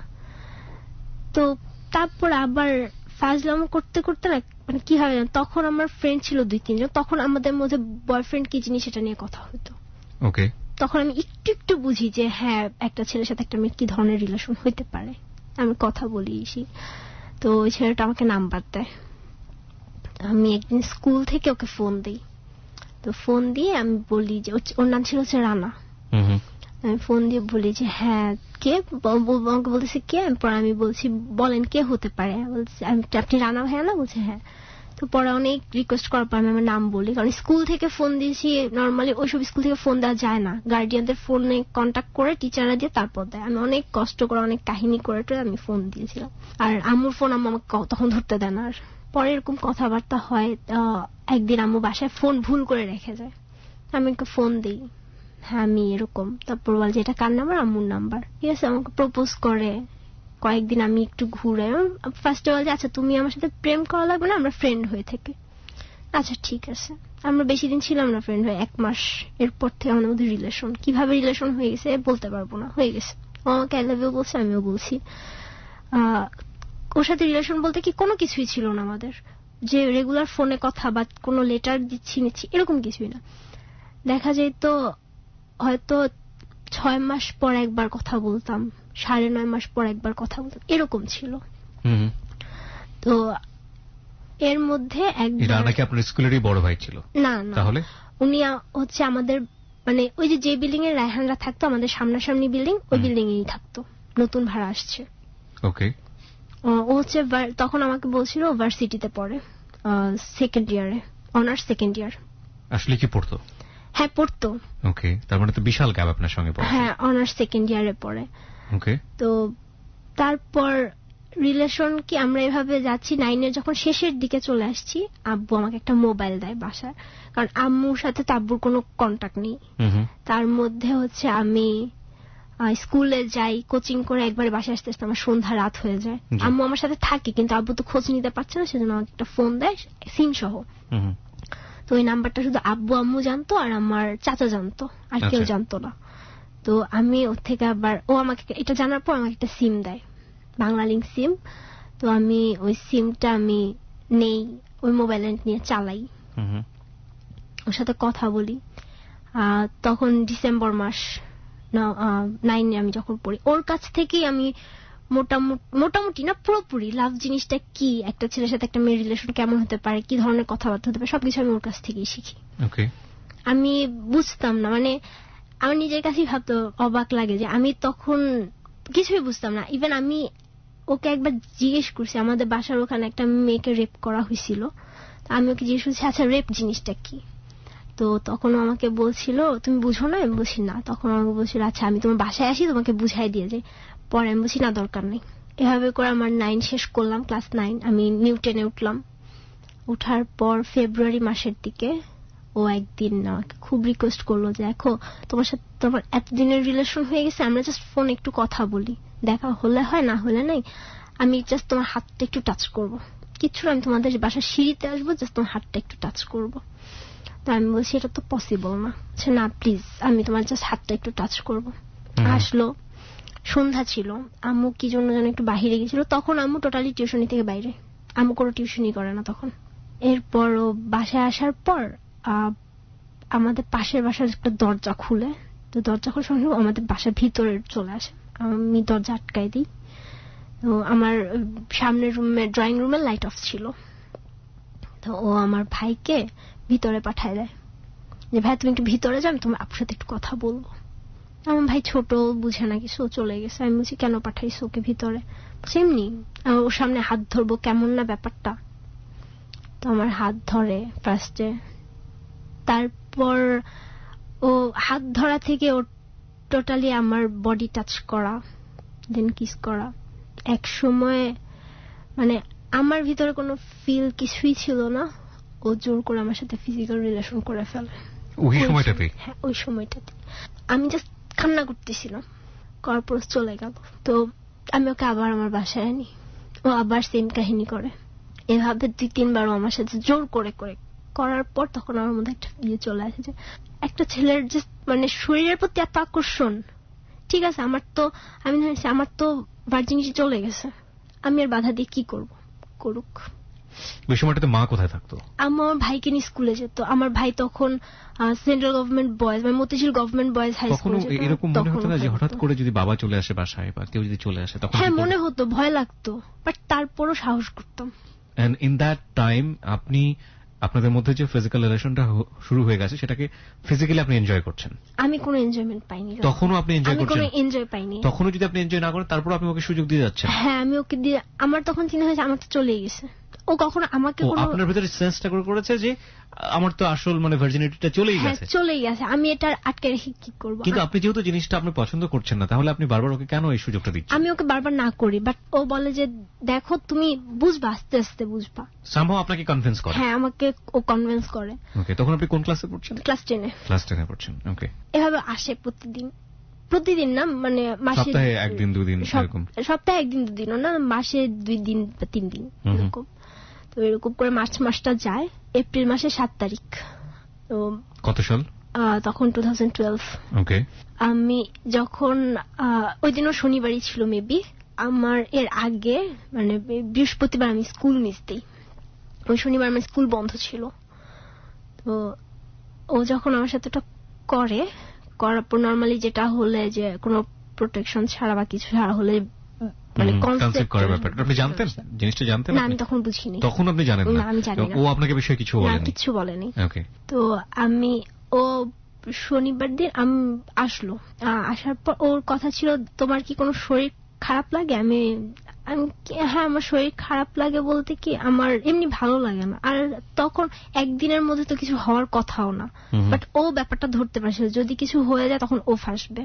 আমার শরীর খুব অসুস্থ, আমার মাথা ব্যথা ছিল প্রচুর। আমি একটু থামাচ্ছি, আপনাদের তার মানে যে যেটাকে বলি যে সেফ যে শারীরিক সম্পর্ক সেটা ছিল না? না, উইদাউট প্রোটেকশন। হ্যাঁ উইদাউট প্রোটেকশন। ওকে। তো ও আসে, বাসায় আসার পর ও জাস্ট আমাকে ওই দিন ওষুধ দিতে আসে, আমাকে পিল দিতে আসে, যে আমাকে বলছে আমি তোমাকে এটা দিব, তুমি ব্রেকফাস্ট করার পর তুমি এটা খাবা, আর কোনো প্রবলেম হবে না। এটা আমি আগেও করেছো? না আগেও না, ওইটাই ফার্স্ট। ওকে। তো এরপরে আমাকে ওষুধটা দেয়। আমাকে ওই দিন সকালবেলা আমি বাসায় বসে আমি ম্যাথ করছিলাম, তো আব্বু আমাকে অনেক বকাবকি করে, আমি খুব কান্নাকাটি করি। তো আব্বু আমাকে ওই দিন বাসায় বাইরে থেকে তালা দিয়ে রেখে যায়। আমার কাছে একটা চাবি ছিল বাসার তালার। তো ও যখন আসে আমি ওকে ভিতর থেকে চাবিটা দেই, ও তালাটা খুলে। আমি আসলে বুঝতে পারিনি যে আব্বু কিছু একটা টের পাচ্ছে বা কিছু একটা সামনে কিছু একটা ঘটতে পারে, এরকম কিছু আমার মাথায় আসেনি। তো আমি খুব কান্না করতেছিলাম, ও যখন আসছে আমি ওকে জড়ায় ধরে কান্না করে ফেলছি। কান্না করার পর ও আমাকে জাস্ট পিলটা দিয়ে আমাকে বলছে এটা রাখো, খাওয়ার পর তুমি খাবা। আমি কান্না করতেছি, আমার কান্না থামায় কি হয়েছে বললাম। বলার পর ও বের হয়ে যাবে, জাস্ট দরজার সামনেই ছিল, ঘুরে জাস্ট যাবে। এর মধ্যে আমি দেখি আব্বু সিঁড়ি দিয়ে উঠতেছে, 4 তলা সিঁড়িতে।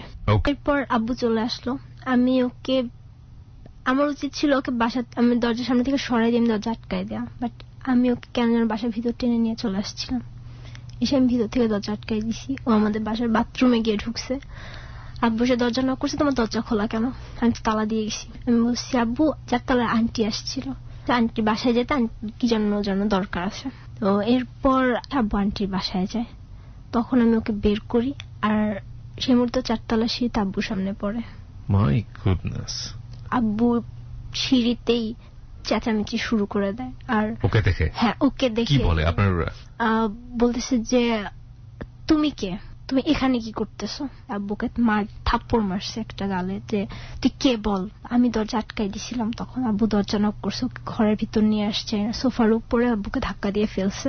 ওকে। হ্যাঁ, আমি তখনও চুপচাপ, আমি কিচ্ছু বলি নাই। তো 4 তলার আন্টি আসছে, কি হয়েছে?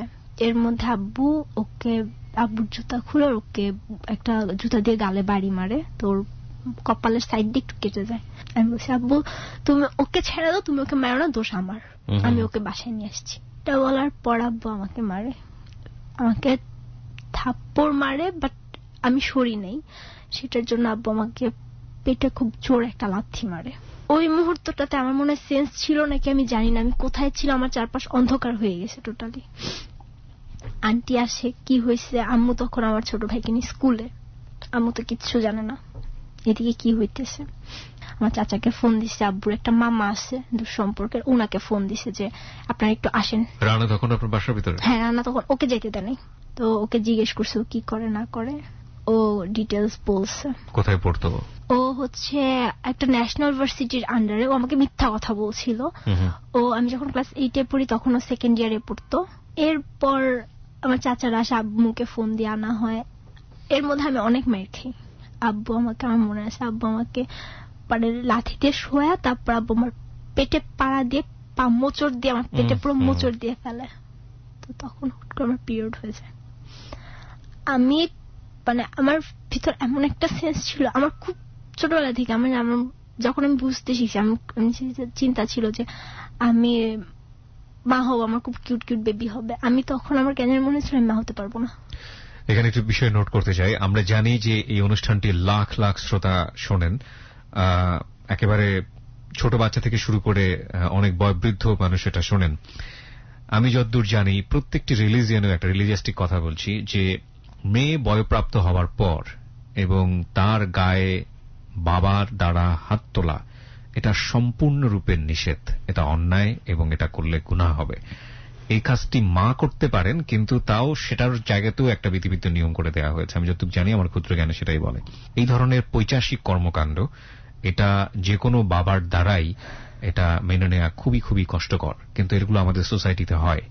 এবং যে বাবারা সন্তানের গায়ে হাত তোলেন, কি ছেলে কি মেয়ে, মেয়ের ক্ষেত্রে তো অবশ্যই সচেতন হবেন, কোনোভাবেই হাত তোলা উচিত নয় সন্তানের গায়ে, এবং সেই সন্তান যদি বয়প্রাপ্ত হন তাহলে তো প্রশ্নই ওঠে না।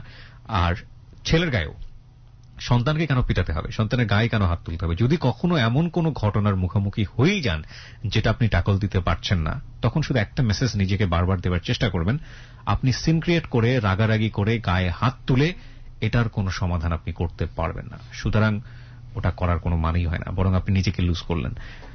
একটা বড় জিনিস হয়ে যায় যে কোনো রাগারাগিতে, সেটা হচ্ছে ওই জিনিসটার সমাধান হয় না, কিন্তু একটা সাইড ইফেক্ট তৈরি হয়। হয়তো এরকম হয়ে যায়, আপনি রাগারাগি করলেন, সবকিছু শেষ মনে করছেন, আলটিমেটলি সম্পর্ক আগের জায়গায় আবার জোড়া লেগে গেল। কিন্তু ওই যে রাগারাগি করলে যে জিনিসটা ধ্বংস করে দিলেন বা যে জিনিসটা ক্ষতি করে দিলেন, সেটা আলটিমেটলি কখনোই আর রিকভার হবে না। সুতরাং রাগের ব্যাপারটাই হচ্ছে ধ্বংস। এবং আমাদের বিশেষ করে ইসলাম ধর্মে একটা নিয়মই আছে, যদি তুমি রেগে যাও, দাঁড়িয়ে থাকা অবস্থায় রেগে যাও তাহলে বসে পড়ো, বসে থাকা অবস্থায় যদি তুমি রেগে যাও তাহলে শুয়ে পড়ো। মানে রাগটাকে কন্ট্রোল করার কথা বলা হয়েছে, রাগকে কখনো এক্সপ্রেস করার কথা বলা হয়নি। বলুন, তারপর কি হলো? তো প্রায় 3-4 বারের মতো আমাকে আব্বু এরকম করে। করার পর ওই সময়টাতে বাসার ভিতরে আপনার চারপাশের লোকজন কেউ আপনাদেরকে হেল্প করতে আসছিল না? কেউ ছিল না বাসায়। যারা বা ইনফ্যাক্ট রানা তখন কি করছিল যখন আপনার গায়ে টর্চার করছিল? হ্যাঁ, ও কয়েকবার বাধা দিতে চেষ্টা করছে, কিন্তু ওকেও মারছে।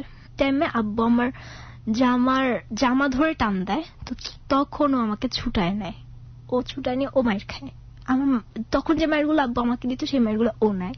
আমার আমি পেটে এত ব্যথা ছিল, আমি পেট চেপে ধরে আমি বসেছিলাম, জাস্ট আমি বিছানা আমি নিচে বসা ছিলাম হাঁটু গেড়ে।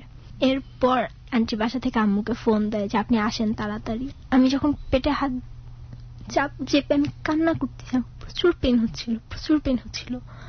তো আন্টি এসে আন্টি জাস্ট বলছে কি তোমাকে মারছে? পরে আমি জাস্ট মাথা নাড়ছি, আমার মুখ দিয়ে কোনো কথা বের হয়নি। এর মধ্যে রানা আমাকে ইশারা করছে যে তুমি পিলটা খেয়ে ফেলো, দেখলে প্রবলেম হবে। তো আমি পিলটা খেয়ে ফেলছি।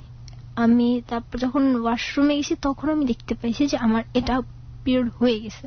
এটার পর তো আন্টি আম্মুকে বলছে, আম্মু আমার ভাইকে ইমার্জেন্সি স্কুল থেকে, যেহেতু সরকারি স্কুল একটা নির্দেশনা নামি দামি স্কুল, ওখান থেকে আনা যায় না, অনেক বলছে যে আমার মেয়ে অসুস্থ হয়ে গেছে, সেন্সলেস হয়ে গেছে বাসায়, ওকে বাসায় হসপিটালে নেওয়ার কেউ নেই বলে আম্মু নিয়ে আসছে। তো আম্মু আসার পর এই সিচুয়েশন দেখে আম্মু দরজাতে আম্মু ঢুকতেও পারে নাই। আব্বু তো এখানে সিন ক্রিয়েট করতেছে, আমাদের বাসায় একটা বড় একটা লাঠি ছিল, ওটা দিয়ে নর্মালি কোনো পোকামাকড় বা ইঁদুর এই জাতীয় কিছু মারার জন্য। আব্বু ওই লাঠিটা নিয়ে আম্মুকে একটা বাড়ি মারে। ফরচুনেটলি ওইটা আম্মুর গায়ে লাগে না, ওয়ালের সঙ্গে লেগে লাঠিটা 2 ভাগ হয়ে যায়। আমার পেট ব্যথা, আমি দাঁড়াইতে পারতেছি না, বাট তারপর আমি আম্মুকে এসে জড়াই ধরছি। আমি বলছি যা করছি আমি করছি, তুমি আমার মাকে মারবা কেন? আমার চাচা মনে আছে, আমাদের বাসায় 3-4টা বেদ ছিল, আব্বু রাখতো সবসময়। তো আমার চাচা ওই বেদ দিয়ে আমার চাচা আমাকে পিটাইছিল এই ঘটনার পরে। ওই দিনই সঙ্গে সঙ্গে আমার চাচা যখন আসছে এসে আমাকে পিটাইছিল। আর আমার মা আমাকে জাস্ট শলার যে ঝাড়ু থাকে বিছানার ঝাড়ু, ওই ঝাড়ুর পিছন দিক দিয়ে জাস্ট আমার হাতে একটা বাড়ি দিছিল। আম্মু কাঁদতে রানা তখনও ঘরে। হ্যাঁ, রানা তখনও ঘরে। ওকে বের হতে দিচ্ছে না? ওকে। আপনি বলছিলেন যে আপনাদের বিল্ডিং আর বিল্ডিং পাশাপাশি ছিল, তাহলে তো ওর বিল্ডিং এ জেনে যাওয়ার কথা। হ্যাঁ, সবাই জেনে গেছিল, বাট বাড়িওয়ালা তো ইন্টারফেয়ার করার কথা না, কেউই না। তো এরপরে আমার চাচা আম্মুকে অনেক বকাবকি করে। ফার্স্টে আম্মু ভাবছিল যেটা হয়তো আব্বুর কিছু একটা করা, যে আব্বু কোন একটা সিন ক্রিয়েট করে জাস্ট হয়তো আমার পড়াশোনা কোনো একটা ব্যাঘাত ঘটাতে যাচ্ছে, বা আম্মু যেন টোটালি মেন্টালি একটা প্রেসারে থাকে, এই ধরনের কিছু করতে যাচ্ছে। বাট পরে দেখা গেল আলটিমেটলি সেটা না, আমি রিলেশনে জড়িত। ও আম্মুর সাথে কথা বলতেছিল, আম্মুকে বলছে আন্টি ভুল যা করছি আমরা ভুল করে ফেলছি, আপনি মাফ করে দেন। দেখেন আমি যদি এখন ওকে বিয়ে করি আমি ওরে পালবো কিভাবে, আমি তো স্টুডেন্ট। তারপর ও চলে যায়। ও যাওয়ার মুহূর্তে আমার ছোট ভাই আমাকে পরে বলে যে আপু ভাই আমাকে বলতেছিল যে তুমি আমাদের অনেক হেল্প করছো, সেজন্য তোমাকে অনেক থ্যাঙ্কস। তো পরে আমি কোচিং করলাম, স্কুল করলাম, আবার রেগুলার শুরু হলো।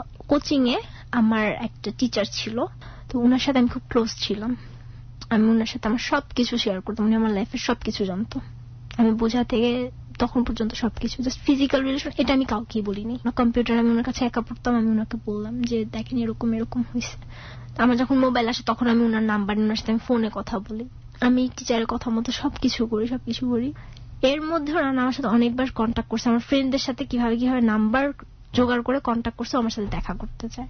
একদিন আমি ওর সাথে দেখা করি, বাট তখন দেখলাম ওর মেন্টালি টোটালি আমার জন্য টান না, আমার ফিজিক্যালি ওর টান, ও আমার সাথে আবার করতে চায়, বাট আমি করিনি। তারপর যেদিন বিদায় অনুষ্ঠান ছিল ওই দিন আমি ওকে ফোন দিয়ে আমি ওকে বলি যে দেখো আমি যদি সরে যাই তাহলে বুঝবা সেটা তোমার ফল্ট। আমি যখন রেজাল্ট দেখলাম, নর্মালি গোল্ডেনটা পরে জানা যায়, আমি প্লাস দেখে আমি আমার মাকে জড়ায় ধরে আমি রাস্তায় কান্না করছি। আপনি এ প্লাস পেয়েছেন? হ্যাঁ। ওকে, সায়েন্স থেকে ছিল নাকি কমার্স থেকে? কমার্স থেকে। আমি আমার বাবাকে গিয়ে বললাম, আমার বাবা আমার সাথে কথা বলেনি।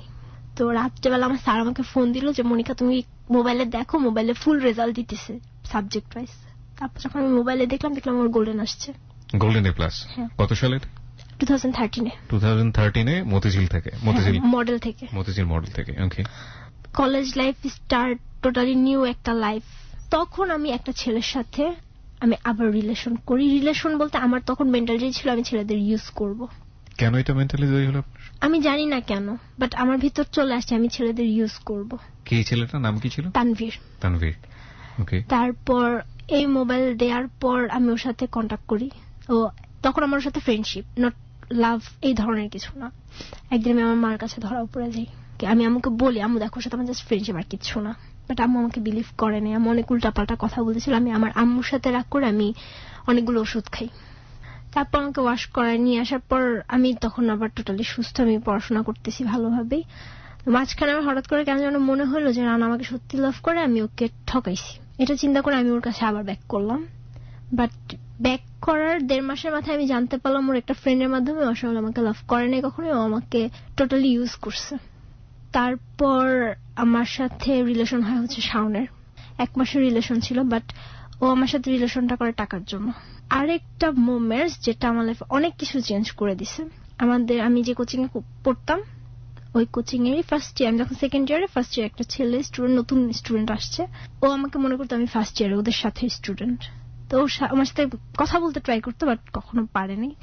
ওকে ফোন দেই, ওর সাথে কথা বলি, তো একদিন আমার সাথে দেখা করতে আসে, ওকে আমি আমার টোটাল লাইফ হিস্ট্রি বলি। তো বলার পর ও বলে যে আপনি তোমার সবকিছু মাইনা নিয়ে আমি তোমার সাথে রিলেশন করব, বাট ও আমার 1 বছরের জুনিয়র ছিল। তারপর আমি রিলেশন করলাম। রিলেশন করার 1 মাসও হয়নি, কয়েকদিনের মাথায় হঠাৎ করে ওর মাথায় কি হলো আমি জানি না, আমার ফ্রেন্ডের সাথে আমার সাথে আমার 2টা ফ্রেন্ড ছিল, একজনের নাম হচ্ছে মাটি আর একজনের নাম সূচনা। তো ওদের 2জনকে নিয়ে আমার ওর সাথে রিলেশন। মাটির সাথে খুব ভালো আন্ডারস্ট্যান্ডিং ছিল, ওকে ফোন দিয়ে বলছে যে আমি মনিকার সাথে ফিজিক্যাল রিলেশন করব, তুই আমাকে হেল্প করতে হবে। তারপরে তো ও মাটিকে বললো, মাটিকে অনেক কষ্টে ও কনভিন্স করলো। পরদিনে মাটির বাসায় গেলাম, এমনি যাই, প্রতিদিনই যাই নর্মালি কোচিং এর পর। তো গেলাম, যাওয়ার পর ও আসলো, আসার পর তখন আমি বললাম কি হয়েছে, তখন বলতেছে ও তোর সাথে ফিজিক্যাল রিলেশন করবে। আমি বলছি ইম্পসিবল, আমি করব না। লাভ মানে কি এইটা, লাভ মানে কি ফিজিক্যাল রিলেশন, আমি করব না।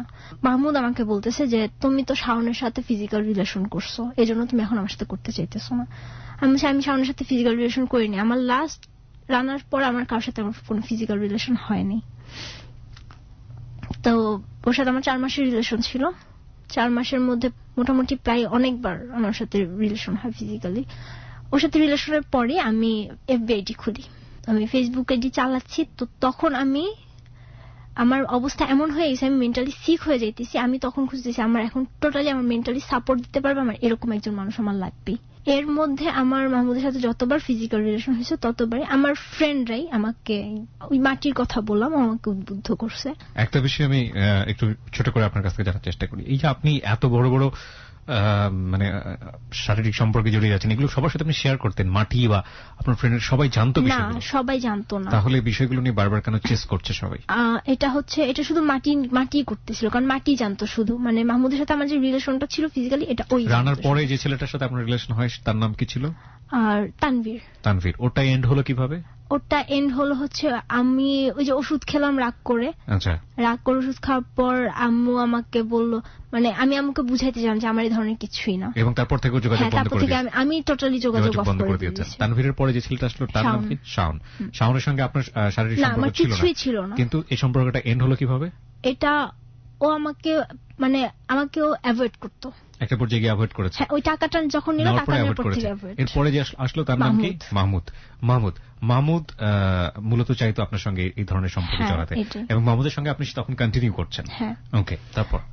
আর তখনই আমার পরীক্ষার মধ্যে, আমার এমন একটা দিনে যে আমি টোটালি রিভাইজ করা ছাড়া, আমি পড়া ছাড়া আমি পরীক্ষা দিয়ে আসছি, বোর্ড এক্সাম, ইন্টারমিডিয়েট। হ্যাঁ, ইন্টারমিডিয়েট বোর্ড এক্সাম। আমি একটা দিনও বই নিয়ে বসেছিলাম, বাট আমি পড়তে পারিনি। My goodness. এসএসসি তে গোল্ডেন প্লাস পাওয়া একটা স্টুডেন্ট, ইন্টারমিডিয়েটে তার কি অবস্থা? এটা অনেক পরীক্ষিত সত্য। আমি আমার স্টুডেন্ট লাইফে দেখেছি, মানে আমার সাথে পড়াশোনা করেছে এরকম বন্ধু, এসএসসি তে সুপার ব্রিলিয়ান্ট রেজাল্ট এবং খুবই ভালো রেজাল্ট, কিন্তু ইন্টারমিডিয়েটে পাসই করেনি। এরকম অনেক ঘটনা বাংলাদেশে ঘটে। যাই হোক, বলুন তারপর। আমি মেন্টালি টোটালি পিস খুঁজতেছি যে আমার একটা মেন্টাল সাপোর্ট লাগবে, আমি এইভাবে থাকতে পারতেছি না। আমি এক্সাম দিলাম, আমি এক্সাম দেওয়ার পর আমি প্রচুর কান্না করছি। আমার টার্গেট ছিল আমি এখানেও গোল্ডেন পাবো, বাট আমি বলছি আম্মু আমি গোল্ডেন হয়তো বা পাবো না, আমি প্লাস পাবো, এটুকু আমি শিওর ছিলাম, বাট গোল্ডেন পাবো না। তারপর এফবিতে এরকম ফ্রেন্ড, নিউ ফ্রেন্ড, মানে আমাকে যে রিকোয়েস্ট পাঠায় আমি সবই অ্যাকসেপ্ট করি, খেয়াল করি না। এরকম 2 জনের সাথে আমি কন্ট্যাক্ট করলাম, এফবিতেও চ্যাট করি, নাম্বার দিল, নাম্বারও চ্যাট করলাম, বাট 2 জনের মেন্টালিটি, যে 2 জনের সাথে আমি চ্যাট করলাম, কথা বললাম, মাহমুদের সাথে আমার তখন রিলেশন আছে, সেই অবস্থায় আমি দেখলাম ওদের মেন্টালিটিও একই, সবাই ফিজিক্যাল রিলেশনের ব্যাপারে ইনভলভ, মানে সবাই শুধু চায় না আমি তোমার সাথে ফিজিক্যাল রিলেশন করবো। ফেসবুকে ওরা আমার বাজে বাজে পিক চাচ্ছে, বাট আমি দেইনি।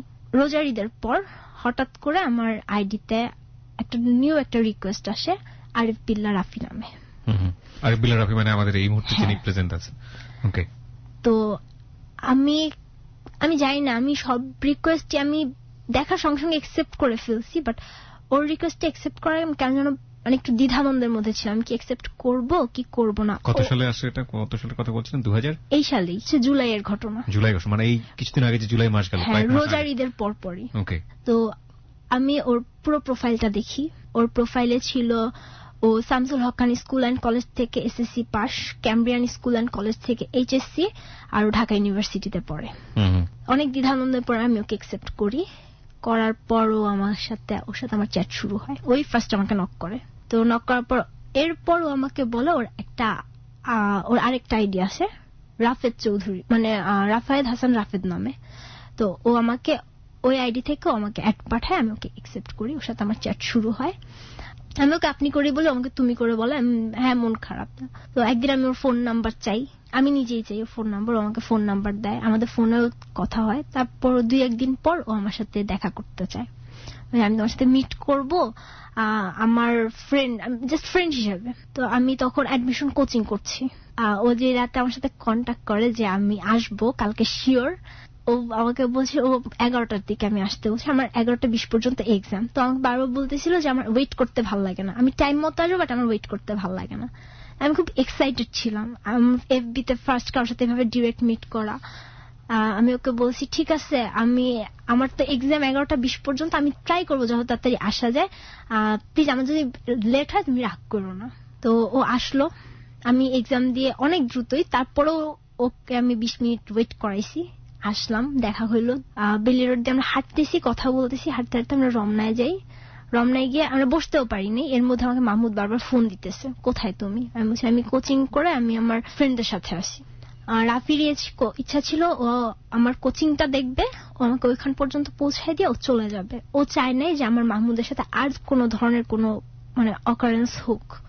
মাহমুদ সম্পর্কে কি আগে থেকেও জানতো? রাফিকে আমি সবকিছুই বলছি ফেসবুকে। হ্যাঁ, ফ্রেন্ড হিসেবে আমি ওকে সবকিছু, আমার লাইফে সবকিছু শেয়ার করি। ফেসবুকে না, ফোনে।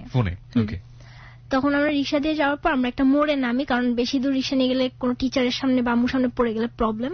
ওই দিন মাহমুদের টার্গেট ছিল ও আমার সাথে আবার ফিজিক্যালি রিলেশন করবে। আমি চাইনি। আমি বলছি আচ্ছা আমি কোচিং এ যাই। না, আপনারা যে এসব চাইতেন যে আপনাদের মধ্যে এই ধরনের অবৈধ শারীরিক সম্পর্ক, এটা যে হচ্ছে, এটা কোথায় আপনার প্লেস গুলো কোথায় বের করতেন? প্লেস ছিল ফ্রেন্ডের বাসা ছিল। এক্স্যাক্টলি, ফ্রেন্ডের বাসা। ওকে, বলুন তারপর। আমি কোচিং এ চলে যাচ্ছি, কারণ আমি তখন বাসাবো থেকে বাসা শিফট করে আম্মুর সাথে আম্মুর একটা সেপারেশন, ডিভোর্স না, জাস্ট সেপারেশন হয়ে গেছে। দুজন আলাদা থাকা শুরু করছে। আমরা ধানমন্ডিতে চলে আসছি। সেজন্য আমি তাড়াহুড়া করে যাচ্ছি যে আমার আগে আগে বাসায় যেতে হবে, সন্ধ্যা হয়ে যাবে না হয়। ও আমাকে ফোন দিয়ে নিয়ে গেছে যে না তুমি আসো, তোমার সাথে আমার কথা আছে জাস্ট 5 মিনিট। মানে আমি চিন্তা করলাম আমার অবাক লাগে কিভাবে এটা পসিবল হয়েছে। আমি জানি না আমার সাথে সিঁড়িতে ফিজিক্যালি রিলেশন করা। আবার আমি বের হওয়ার পর রাফি আমাকে ফোন দেয় তুমি কোথায়? আমি বলছি যে আমি এখন ওর সাথে। তারপর আমি বাসে উঠলাম আম্মুর সাথে। বাসে উঠে আমি খুব কান্না করতেছি। আমি ওকে মেসেজ দিতেছি যে আমি মরে যাবো, আমার বাঁচার কোনো ইচ্ছা নাই। তখন ও আমাকে বলতেছে কি হয়েছে, আমাকে সবকিছু বলো। দেন আমি ওকে আস্তে আস্তে আমার সবকিছু বলা স্টার্ট করলাম। তো ওর ভিতরে কি হয়েছে আমি জানি না। ও আমার সাথে কথা বলতেছে, চ্যাট করতেছে। আমি ওকে ওই দিনে আমি ওকে সবকিছু বললাম। তারপর 25 তারিখ, জুলাইয়ের 25 তারিখ, মানে ও আমার সবকিছু জানে। আমি ওকে ফোনে সবকিছু বলছি, মেসেজে। 26 তারিখ হঠাৎ করে মানে ওর কথাবার্তা শুনে আমার কেন যেন মনে হচ্ছিল ও আমাকে লাইক করে। রাফি আমাকে লাইক করে। তো আমি তখন 26 তারিখ মানে 12টার পর রাত্রেবেলা, 25 তারিখ রাত 12টার পর আমি ওকে জিজ্ঞেস করলাম মেসেজ দিয়ে যে do you love me. Fine, এই কোশ্চেনের অ্যান্সারটা আমরা খুঁজবো মাত্র 4 মিনিট পর। প্রিয় শ্রোতা, আপনারা সবাই শুনছেন মনিকা এবং রাফির জীবনের গল্প, কিন্তু এখন পর্যন্ত রাফি এখানে ইন করেনি। রাফি নিশ্চয়ই আছে আমাদের স্টুডিওতে এবং তার যখন গল্পটা আসবে সে তখন ইন করবে এখানে। তাদেরকে দেখার জন্য আপনারা চলে আসতে পারেন আমাদের ফেসবুক পেজে। ফেসবুকের ঠিকানা www.facebook.com/abcradiofm89.2। এটা হচ্ছে এবিসি রেডিওর ভেরিফাইড পেজ। এছাড়া এদের সঙ্গে যোগাযোগ করা, অনুষ্ঠান ডাউনলোড করা, আমার সঙ্গে যোগাযোগ করা, যাবতীয় তথ্যাবলী পাবেন আমার ফ্যান পেজটি থেকে www.facebook.com/kebria.rj KEBRIA.rj। ওকে, আমরা ফিরে আসছি ঠিক 4 মিনিট পর। আর সবাইকে আবারও বলছি, এখন থেকে হ্যালো 8920 প্রচারিত হবে ঠিক রাত 12টায়। Close Up presents Hello 8920. Close Up. The closer, the better. Close Up presents Hello 8920. Close Up. The closer, the better. 4 minute পর আরো একবার ওয়েলকাম করছি ক্লোজ আপ প্রেজেন্স হ্যালো 8920 তে। আমি আরজে কিবরিয়া রয়েছে আপনার সঙ্গে, এবং আজকে আমাদের সঙ্গে জীবনের গল্প বলছে মনিকা এবং রাফি। হ্যাঁ, যেখানটাতে আমরা ছিলাম মনিকা, তারপর তো রাফি তখন বলল যদি বলি হ্যাঁ, তো আমি বলছি না, আমি হ্যাঁ না, আমি ডিরেক্ট অ্যান্সার চাই, হ্যাঁ অথবা না। তখন আমাকে বললো হ্যাঁ আই লাভ ইউ। দেন ও আমার কাছে জানতে চাইলো, বাট আমি কনফিউজ, আমি জানি না আমি লাভ করি কিনা। আমি বলছি দেখ আমি জানি না, আমি বলতে পারবো না। আপনি যে তখন মাহমুদের প্রতি ফলেন, মাহমুদ আপনার জীবনে আছে, সেটা তো রাফি জানতো? হ্যাঁ, সব জানতো। জানার পরে সে আপনাকে কিভাবে প্রপোজ করে? প্রপোজটা আমি জানি না ও কেন করছে, মানে আমি ওকে জিজ্ঞেস করছি, ও আমাকে হ্যাঁ বলছে। রাফি এখানে আছে। রাফি, যেটা হচ্ছে যে মনিকা তো সবকিছু শেয়ার করতে আপনার সঙ্গে, তাই না? এবং এটা জানার পরেও আপনি ওকে কেন প্রপোজ করেছিলেন বা ওকে ভালোবাসলেন কেন? না, আমি আসলে কোনো সময় সাহস পাইতাম না যে আমি ওকে বলবো যে মনিকা আমার খুব তোমাকে খুব ভালো লাগে না, কিন্তু ওর লাইফে তো একটা ছিল একজন। হ্যাঁ আমি জানি ছিল, জাস্ট ওর লাইফ স্টোরিটা আমার কাছে এরকম করছে যে একটা মেয়ে এত কিছু সাফার করছে, যদি একজনকে যদি ভালোবাসে ট্রুলি, সে ছাড়বে না, কোনদিন সে ছাড়বে না। আমি শুধু এইটুকু জানতাম। এই রিলেশন 26 তারিখে আমাদের দুজন, ও আমাকে আই লাভ ইউ বললো, আমি সকালের দিকে আমি ওকে বললাম। 2 দিন পরে রিলেশন হওয়ার পরের মিট, ওই দিন টোটালি টার্গেট নিয়ে বের হয়েছে, আমি মাহমুদের সাথে রিলেশন ব্রেকআপ করে ফেলবো। এর মাঝখানে মাহমুদ আমাকে যত ফোন দেয় আমি ওকে টোটালি অ্যাভয়েড করা স্টার্ট করলাম। ও আমাকে মেসেজের উপর মেসেজ দেয়, কল দেয়, আমি কলও রিসিভ করি না, মেসেজেরও রিপ্লাই দেই না, টোটালি অ্যাভয়েড করতেছি। ও আমাকে থ্রেট দিতেছে যে তুমি যদি আমাকে রিপ্লাই না করো আমি আন্টিকে বলবো, সবকিছু বলবো। আমি তারপরে রিপ্লাই করি না। দেন আমি ওই দিন যখন আমাদের মিট হলো, ও আর আমি 2টা পর্যন্ত ঘুরলাম। 2টা বাজে আমি কোচিং এর কাজ দিয়ে, আমি আম্মুর সাথে, আম্মু যে কোচিং এ জব করে, আমি ওইখানে গেলে আমি আর আম্মু একসাথে বাসায় চলে আসবো, ওইখানে যাচ্ছি।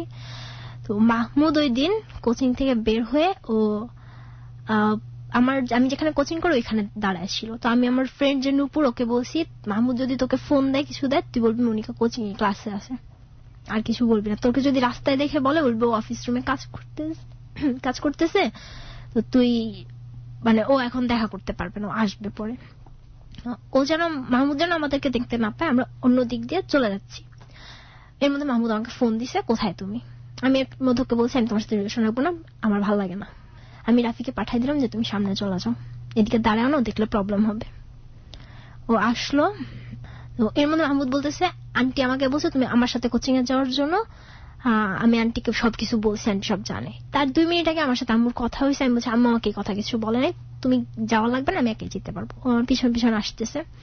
দেন আমাকে বারবার রিকোয়েস্ট করতেছে মনিকা প্লিজ তুমি যাও না, আমি জানি তোমার রাফির সাথে তোমার কিছু একটা হয়েছে। আর ও আমাকে আরেকটা কথা বলতেছে, মাটির কথা তুলে, যে মাটি আমাদেরকে সেদিন দেখছে, মাটি বলছে রাফি মাটির সাথে, মাটিদের ক্লাসে পড়ে, মাটি যে ব্যাচে কোচিং এ ক্লাস করে সেই ব্যাচে রাফি মাটির সাথে কোচিং করে। আমি বলছি ও যা ইচ্ছা তাই করে, তোমার সমস্যা কি, তোমার কাছে তোমার কৈফিয়ত দিতে হবে না। এটা বলা তো রাস্তায় আমার গলা টিপে ধরে মাহমুদ। হ্যাঁ মাহমুদ। তারপর আমরা গেলাম, ও রাফির সাথে দেখা। ও রাফির সামনে একটা ছুরি নেয়, রাস্তায় যে টং দোকানগুলো থাকে ওখানে যে ছুরি থাকে, একটা ছুরি নেয়, নেয়ার পর ছুরিটা নিয়ে কতক্ষণ নাড়াচাড়া করে আবার রেখে দেয়। এরপরে আম্মুর কাছে যায়, গিয়ে আম্মুকে অনেক উল্টাপাল্টা কথা বলে যে আম্মু তখন জানে যে আমার কারো একজনের সাথে রিলেশন আছে, বাট কার সাথে সেটা আম্মু জানতো না। তো আম্মুকে বলে যে আন্টি আপনি তো জানেন একজনের সাথে আপনার মেয়ের রিলেশন, সেই ছেলেটা আমি। আম্মুর পা ধরে কান্নাকাটি করে। পরে আম্মু বলে দেখো এটা কখনোই পসিবল না, তুমি একটা ছোট ওর যে জুনিয়র একটা ছেলে, তুমি কিভাবে ওর সাথে রিলেশন করো, এটা তো কখনোই হইতে পারে না। ও আম্মুকে অনেক উল্টাপাল্টা কথা বলে। ও বলে আমি ওর বাসায় গেছি, ওর সাথে আমার হাজব্যান্ড ওয়াইফের মধ্যে যে ধরনের সম্পর্ক হইতে পারে ওর সাথে আমার সব হয়েছে, শুধু বিয়ে করাটা বাকি। এর মধ্যে এই করতে করতে আমরা রাস্তা দিয়ে যখন যাচ্ছি তখন মাহমুদ একটা সিন ক্রিয়েট করে, একটা গাড়ি আসতেছিল, ও গাড়িটার সামনে চলে যায়, গাড়িটাকে ধাক্কা মারে। ও কিছু হয়নি, জাস্ট হাত একটু ছিলে গেছিল। তারপর ও যে এলাকায় ছিল কলোনিতে, ওইখানে ওর বড় ভাই যারা আছে, ওরা বলে বড় ভাই, ওনারা কয়েকজন চলে আসে। তো সম্পূর্ণ জানতে চায় ব্যাপার কি এসি। তো আমি বললাম যে দেখেন এরকম তেমন কোনো কিছুই না। আম্মু বলে যে দেখেন তেমন কোনো কিছুই না, কোচিং এ পড়ে এখন এরকম করতেছে। রাফি তখন আমাকে আর আম্মুকে পাঠায় দেবে যে আপনারা যান, আমি দিক সামলাচ্ছি। আমি আর আম্মু বাসে উঠে চলে আসি। তারপর থেকে আমার রাফির সাথে কন্টিনিউয়াসলি যাচ্ছে। আম্মু জানে, আম্মু আমাকে জিজ্ঞেস করছে ও কি করে না করে। রাফি আমাকে যেটা বলছে যে ও AIUB থেকে ও BBA কমপ্লিট করছে সফটওয়্যার ইঞ্জিনিয়ারিং এর উপরে, ওর MBA করবে। তো আমি আম্মুকে সেগুলাই বলি। এর মধ্যে রাফি আমাকে বসে ওর ফ্যামিলিতেও জানাই দিছে। আম্মু বিলিভ করতো না, আম্মু কোনো ছেলেদের বিলিভ করে না। মাঝখানে যেটা হয়েছে, ওকে একদিন আমি আমার বাসায় আনি। আমাদের কোনো কিছুই না, জাস্ট আমাদের ইচ্ছা ছিল জাস্ট আমরা এমনি জাস্ট হাগ করব, কিস করব, এতটুকুই। বাট ওই দিন আনফরচুনেটলি ওর সাথে আমার ফিজিক্যাল রিলেশন হয়ে যায়। টোটালি ওরও কোনো ইচ্ছা ছিল না, আমারও কোনো ইচ্ছা ছিল না। এরপর আমাদের ফার্স্ট মান্থ খুব ভালো কাটলো। সেকেন্ড মান্থ আমাদের এই 25 তারিখে আমাদের 2 মাস হলো। 1.5 মাস টোটালি ভালো, তেমন কোনো প্রবলেম না। হ্যাঁ, আম্মু মাঝে মধ্যে প্রবলেম করতো, আমি পড়াশোনা খুব কম করতেছি। আমি আমার রেজাল্ট দেখে বিলিভ করতে পারিনি যে আমি রেজাল্ট আমার খারাপ হবে। আমি 4.58 পাই, বাট আমি শিওর ছিলাম আমার A+ থাকবে। ওই যেদিন বের হয়েছি বাসা থেকে তার আগের দিন ওর সাথে আমার দেখা হয়েছে। ও এসে আমার সাথে দেখা করে গেছে, আমরা ছিলাম একসঙ্গে, সারাদিন ছিলাম, ঘুরে টুরে তারপর গেছে। তো আমাদের মধ্যে এমন একটা অবস্থা যে আমাদের যদি একদিন দেখা না হয়, মানে থাকতে পারতেছি না আমরা। একদিন দেখা না হইলে মানে চ্যাট করতেছি, আধা ঘন্টা যদি আমাদের মধ্যে চ্যাট অফ থাকে, একজন একজনের পাগল হয়ে যায়, এরকম অবস্থা। পরে ওর বাসা হচ্ছে যাত্রাবাড়ি সানার পাড়ে, আমি থাকি মোহাম্মদপুর। এই প্রান্ত থেকে ও প্রান্ত, ও প্রতিদিন আসতো। তো ওই দিন ও বলতেছে তুমি আসো। আমি ফার্স্ট সকালবেলা বলছি আমি আসি, ও বলছে যে না তুমি রেস্ট নাও, তুমি অসুস্থ, তোমার আসার দরকার নেই। তারপরে 12টার দিকে ও বলতেছে না তুমি আসো, যেমনে পারো যত তাড়াতাড়ি পারো আসো। তো পরে আমি খুব তাড়াহুড়ো করে রেডি হয়ে আমি গেলাম। যাওয়ার পর ওর ফুপুর বাসায়, ওর ফুপুরা গ্রামে চলে গেছে, আমি ওর ফুপুর বাসায় গেলাম। আমার ইচ্ছা ছিল হচ্ছে 1-1.5 ঘন্টা থাকার পর আমি ব্যাক করব। তো ও বলল আমাকে যে তুমি কি যাবা। আমার না কেন যেন মানে ওর ওইখান থেকে আমার আসতে ইচ্ছা করতেছিল না। আমি রয়ে গেলাম ওর ছোট ভাইকে দিয়ে। ও বাহির থেকে, কারণ যেহেতু ওর ফুপু বাসায় নাই, আর রুম যদি খোলা থাকে তখন প্রবলেম হইতে পারে যে রাত্রেবেলা রুম খোলা, কারণ ওর তো বাসা আছে, ও ফুপুর বাসায় কেন থাকবে। ওর ছোট ভাই বাইরে তালা লাগিয়ে দিয়ে চলে গেল। আমি ওই দিন ওর বাসায়, ওর সাথে ফুপুর বাসাতেই আমরা দুজন নিজেরাই রান্না করলাম। আমি কখনোই রান্না করি নাই। ওই দিন ফার্স্ট আমার লাইফে আমি পোলাও রান্না করছি ওর সাথে। যাই না কেমন হয়েছে, বাট দুজন মিলে এনজয় করছি প্রচুর। ছিলাম, ঘুমাইলাম। রাত্রে আবার আমার জ্বর আসছে, ও আমার উঠে ওষুধ খাওয়াইছে। হ্যাঁ, আম্মুকে আমি, আমার মোবাইলে চার্জ ছিল না, আমি চার্জারও নিই সাথে। আমি আম্মুকে মেসেজ দিয়েছিলাম যে আম্মু আমার একটা ফ্রেন্ডের বাচ্চা। আমাদের যে পরিচয়টা FB তে, এটা কেউ জানতো না, সবাই জানতো আমার একটা ফ্রেন্ড, ওর কাজিন হয়, তার মাধ্যমে আমাদের রিলেশন। ফ্রেন্ডের বার্থডে, এটা সেই জন্য আপনি রাতের বেলা বাইরে থাকছেন। এটা তো মা কোয়ারি করবে, তাই না? হ্যাঁ, আম্মু আমাকে মানে আমি আম্মুকে একটু দেওয়ার পর মোবাইলটা অফ হয়ে যায়। তারপর আমি আম্মুকে একবার, আম্মু আমাকে ফোন দিছে যে এটা কেমন কথা। আমি বলছি আম্মু অনেক রাত হয়ে গেছে, এই জন্য আন্টি আমাকে আসতে দিতে চাচ্ছে না, আর আমার শরীরও ভালো লাগতেছে না। আম্মু আমাকে এত বিলিভ করে স্টার্ট করছে। আম্মু ধরে নিচ্ছে যে আমার মেয়ে ভুল করছে, এখন আর ভুল করবে না আমার মেয়ে। আর আম্মুর এতটুকুন ভরসা, ওর উপরও ভরসা ছিল। আম্মু ওকেও বিশ্বাস করা স্টার্ট করে দিচ্ছে মোটামুটি। তো আমি তারপর থাকলাম, ওই দিন রাত্রে ছিলাম, পরের দিন সকালবেলা চলে আসবো এরকম প্ল্যান। ওর ভাই আসলো, তো দরজা খুলছে, আসছে, বলতেছে, ওর ভাই এসে বলতেছে ভাইয়া বের হও, তাড়াতাড়ি যাওয়া ভালো। তো আমাকে বলছে তুমি এখন যাবা না বিকালে যাবা। আমি ডিসিশন নিতে পারতেছি না, আমি বলছি তুমি বলো। তো বলতেছে তোমার ইচ্ছা। তো আমি বলছি ঘুরবো না আজকে, আমি এখানে আসছি, ঘুরি তো নেই। পরে বলছে আচ্ছা তাহলে বিকালেই যাই, বিকাল বেলা আমি তোমাকে বাসে উঠাই দিয়ে আসবো। রইলাম, বিকালে বের হব কিভাবে। ওর ভাই যখন চলে গেল, যাওয়ার পর দরজা খোলা রেখে গেছে, আমাদের বের হওয়ার কথা, আমরা একটু বের হব, ঘুরবো, ঘুরে টুরে আমাকে বাসে উঠাই দিবে। এর মধ্যে ওর ভাই যাওয়ার 5 মিনিটের মধ্যে ওর আম্মুর বাসায় চলে আসছে। লুকানোর কোনো জায়গা নেই, ও আমাকে খাটের নিচে ঢুকাইছে। আমি খাটের নিচে ঢুকছি, তো ওর আম্মু সন্দেহ করতে পারছিল যে নিশ্চয়ই কিছু একটা আছে।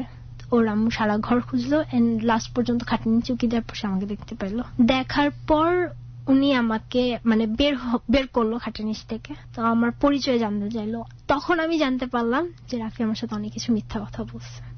তখন আমি জানতে পারলাম যে ও মাদ্রাসায় পড়ে, ও ক্লাস 9-এ পড়ে। ওর ফ্যামিলিতে কিছুই জানে না আমার সম্পর্কে, টোটালি কিছুই জানে না।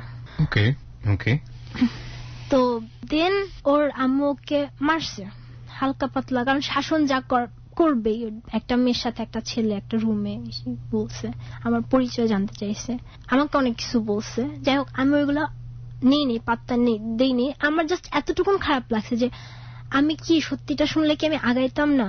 আমি তো একটা ট্রু মানুষ চাইছিলাম, আমি তো কোনো ফলস কোনো নেগেটিভ কোনো কিছু নিয়ে যাইনি। আমি তো আমার লাইফের সবকিছু একদম ট্রু যেগুলো টোটালি সবকিছু বলছি, বাট ও আমার কাছে এটা হাইড করে গেছে। কেন গেছে ওই দিন? তখন আমি ওই মুহূর্তে চাইলে আমি তখন চলে আসতে পারতাম বের হয়ে। দেন ওর আম্মু বাহির থেকে আমাদেরকে লাগায় রেখে তালা দিয়ে রেখে ওর আম্মু চলে যায়।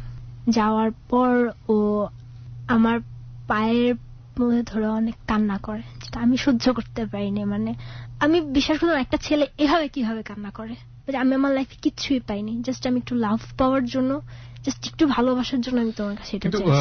রাফি, আপনার বয়স তো 23, আপনি এত বড় মানে গ্যাপ কেন? 23 বছর বয়স সাধারণত অনার্স কমপ্লিট করে যাওয়ার কথা, এরকম একটা সময় আপনি ক্লাস 9-এ কেন পড়ছেন? না, আমি মানে ফার্স্ট টাইম আপনার ওই যে হাফিজি মাদ্রাসায় আর কি পড়তাম। আমি হাফেজও পড়েছেন আপনি? কোরআনের হাফেজ? জি, কোরআনের হাফেজ আপনি। ওকে, ফাইন। আমি রাফি, ওর লাইফের স্কেচটাই তো মোটামুটি এখানে সবচেয়ে বড় করে এসছে। আপনার সম্পর্কে একটু টুকটাক জানি। আপনার লাইফে কি মনিকাই ফার্স্ট, নাকি এর আগেও মনিকার মতো দুই একজন ছিল? আমার লাইফে একজন ছিল, মানে আমার খুব ভালো লাগতো। এটা আসলে আমার গাধামি হইতে পারে। সে ছিল আমার খালামণি, মানে সে আমার মতোই বয়সের দিক থেকে। আপনার ভালো লাগার জায়গাটার দিক থেকে একজন? হ্যাঁ, একজনই। এরপরে আপনার জীবনে আর কেউ আসে না? এরপরে আমার লাইফে একজন আসে, ও আমার দিক দিয়ে ফার্স্ট। মানে সব ফার্স্ট? হ্যাঁ, আমার দিক দিয়েও ফার্স্ট। তারপর ওর ভাই আসলো, দরজা খুললো, আমরা বের হলাম। বাইরে প্রচুর বৃষ্টি, আমরা বের হইতে পারলাম না। এত বৃষ্টি যে আমার বের হয়ে আমার আসা পসিবল না। ওই দিন আমি রয়ে গেলাম ওর বাসায়, ওর সাথে ও আর আমি ফুপুর বাসায়। ওর ভাই একইভাবে তালা দিয়ে রেখে চলে গেছে। সকালবেলা ওর ভাই আসলো, সকালে না দুপুর বেলা। আমরা ওয়েট করতেছি যত তাড়াতাড়ি আসবো তত তাড়াতাড়ি বাসায় আসবো। ও 1টা বাজে আসছে। তখন আমরা ডিসিশন নিয়ে নিয়েছি যে আমরা এফএমএ আসবো। এমন একটা সিচুয়েশন আমাদের মধ্যে, আমরা দুজন দুজনকে ছাড়তেও পারবো না, দুজন দুজনকে ছাড়া থাকতেও পারবো, মানে কোনটাই পসিবল না। Okay, fine. This is your situation right now. By the way, Rafi, আপনার সিদ্ধান্তটা কি? আপনার ফ্যামিলি যদি আপনাকে বঞ্চিত করে দেয়, আপনার প্রপার্টি যদি বন্ধ করে দেয়, সবকিছু ইয়ে করে দিতে, তখন আপনি কি করবেন? না, আমি এইটুকু জানি যে আমার মা বাবা আমাকে ছাড়বে না। নো, আমি আপনাকে ওই জানার জায়গা থেকে একদম স্ট্রিক্টলি কোয়েশ্চেন করতে চাই। ওকে পাওয়ার জন্য আপনার ফ্যামিলিকে ছাড়তে যদি হয়, প্রপার্টি জায়গাটা যদি বন্ধ করে দিতে হয়, give me the honest opinion, কোন প্রকার কোনো কনফিউজ করেন না। 3টা অপশন আছে। একটা হচ্ছে যে আমি ছেড়ে দিব সবকিছু ওর জন্য, আরেকটা হচ্ছে না আমি ছাড়বো না, এটা আমার পক্ষে সম্ভব না, আরেকটা হচ্ছে আমি কনফিউজ। আপনি কোন জায়গায় আছেন? হাতে নাতে না কনফিউজে? আমার জাস্ট ওকে লাগবে, আর কাউকে না। সো আপনি চাইলে আপনার বাবা মা, ফ্যামিলি, পরিবার, অর্থ সম্পত্তি সবকিছু ছেড়ে দেবেন? জি। আপনার ওপিনিয়নটা কি মনিকা? আমি ওর জন্য সব করতে পারবো। সব করতে পারবো বলতে? আমাকে যদি বলা হয় যে হ্যাঁ আমার মা আমাকে টোটালি আলাদা, আমি এখন টোটালি আলাদাই, সত্যি কথা বলতে। মানে লাইক রাফির মতো আপনি আপনার ফ্যামিলি সবকিছু ছেড়ে দিতে পারবেন? সম্পর্কের জায়গাটার বয়স হচ্ছে কয় মাস? 2 মাস। 2 মাস। 2 মাসের মধ্যে আপনারা দুজনই ফ্যামিলিকে ছাড়তে পারেন, এরকম একটা অবস্থার মধ্যে আসছেন। একজনের বয়স হচ্ছে 23 এবং আরেকজনের বয়স হচ্ছে মাত্র 17 কিংবা 18 আমরা বলতে পারি। এরকম একটা জায়গাতে আসলে আমার মনে হয় যারা শুনেছেন আজকের এই এপিসোডটা, তারা কেউই ওদেরকে বলবেন না যে ওরা ওদের জায়গাতে ঠিক আছে এবং ওরা বিয়ে করতে পারে, ওদেরকে মত দেওয়া উচিত। কিন্তু এটাও ঠিক যে ওদেরকে ডিটাচড করা বা ওদেরকে এই জায়গাটা থেকে আলাদা করার জন্য ওদের সাথে রাফ বিহেভ করলে সেটা রেজাল্ট কি হবে সেটা মনিকার জীবন অতীতে বহুবার আপনারা জেনেছেন বা ঘটেছে। আলটিমেটলি প্যারেন্টসদের এখানে কি আচরণ করা উচিত বলেন? আমরা যেদিন লাস্ট বের হয়ে চলে আসার কথা, সকালবেলা ভাই আমরা বললাম আমরা এফএমএ আসবো, ওই দিন ঈদের আগের দিনের কথা। ওর ভাই এসে দরজা খুললো, আমরা বের হলাম। বাট বের হওয়ার পর এমন সিচুয়েশন, মানে ঈদের আগের দিন বাস ভাড়া অনেক বেশি, আমাদের কাছে টাকা নাই, সন্ধ্যা হয়ে গেছে, ও আমাকে একা ছাড়বে না, কিছুতেও আমাকে যাত্রাবাড়ি থেকে মোহাম্মদপুর একা আসতে দিবেই না। আমি চলে আসতে চাইছি, ও পাগলের মতো আমাকে বলতেছে আমি তোমাকে মতিঝিল পর্যন্ত দিয়ে আসি। আমরা বাসে উঠে গেছি, সায়দাবাদ পর্যন্ত আসার পর বলে তোমার আজকে যাওয়ার দরকার নেই। আমি আর ব্যাক করিনি, আম্মুকে বলছি যে আম্মু একটু প্রবলেম হয়েছে, আমি কালকে সকালবেলা চলে আসবো, পরদিন ঈদ। পরের দিন ঈদ এবং কি হলো, ঈদের আনন্দ আসলেই জীবনে আসলো কিনা সেটা আমরা জানবো মাত্র 5 মিনিট পর। যারা হ্যালো 8920 শুনছেন তাদের সবাইকে বলি, এখন থেকে হ্যালো 8920 প্রচারিত হবে প্রতি বুধবার রাত 12টায়, 11:20 থেকে এখন রাত 12টায় প্রচারিত হবে। এবং যারা আমাদের সঙ্গে ছিলেন তারা আশা করছি সঙ্গে থাকবেন। যারা জীবনের গল্প বলতে চান তারা আমাদেরকে ফোন করবেন। আমাদের ফোন নাম্বারটি হচ্ছে 09613892 ফিরে আসছি ঠিক 5 মিনিট পর। Close Up presents Hello 8920. Close Up. The closer, the better. Close Up presents Hello 8920. Close Up. The closer, the better. 5 minute পর প্রিয় শ্রোতা, আমরা আবারও ফিরে এসেছি ক্লোজ আপ প্রেজেন্স হ্যালো 8920 তে। খুবই গুরুত্বপূর্ণ একটি অধ্যায়, জীবনের শেষ অধ্যায় এখন পর্যন্ত ওদের জন্য কি হলো সেটা আমরা জানবো এই পার্টে। আমরা আবারও ফিরছি মনিকা এবং রাফির কাছে। তো ওই দিন আমি ওর এলাকায় ঘুরছি, ওই আগের দিন যে কারণে সন্ধ্যা হয়ে গেছিল, ওদের গরু কিনে নিয়ে আসছে, আমাকে ওইটাও দেখাইতে নিয়ে গেছে। আসার পর আমার ফ্রেন্ডের কাছ থেকে টাকা ম্যানেজ করছি, 200 টাকা ম্যানেজ করছি যে আমাদের আজকে রাতটা থাকতে হবে, আমরা বাসায় যাব না, বাইরে থাকবো। তো ওর একটা ফ্রেন্ডের সাথে ও কন্ট্যাক্ট করে, বাট কোথাও থাকা পসিবল না। শেষে আমরা ডিসিশন নিয়ে আমরা চিটাং রোডের যে বাস স্ট্যান্ড আছে আমরা ওইখানে থাকবো।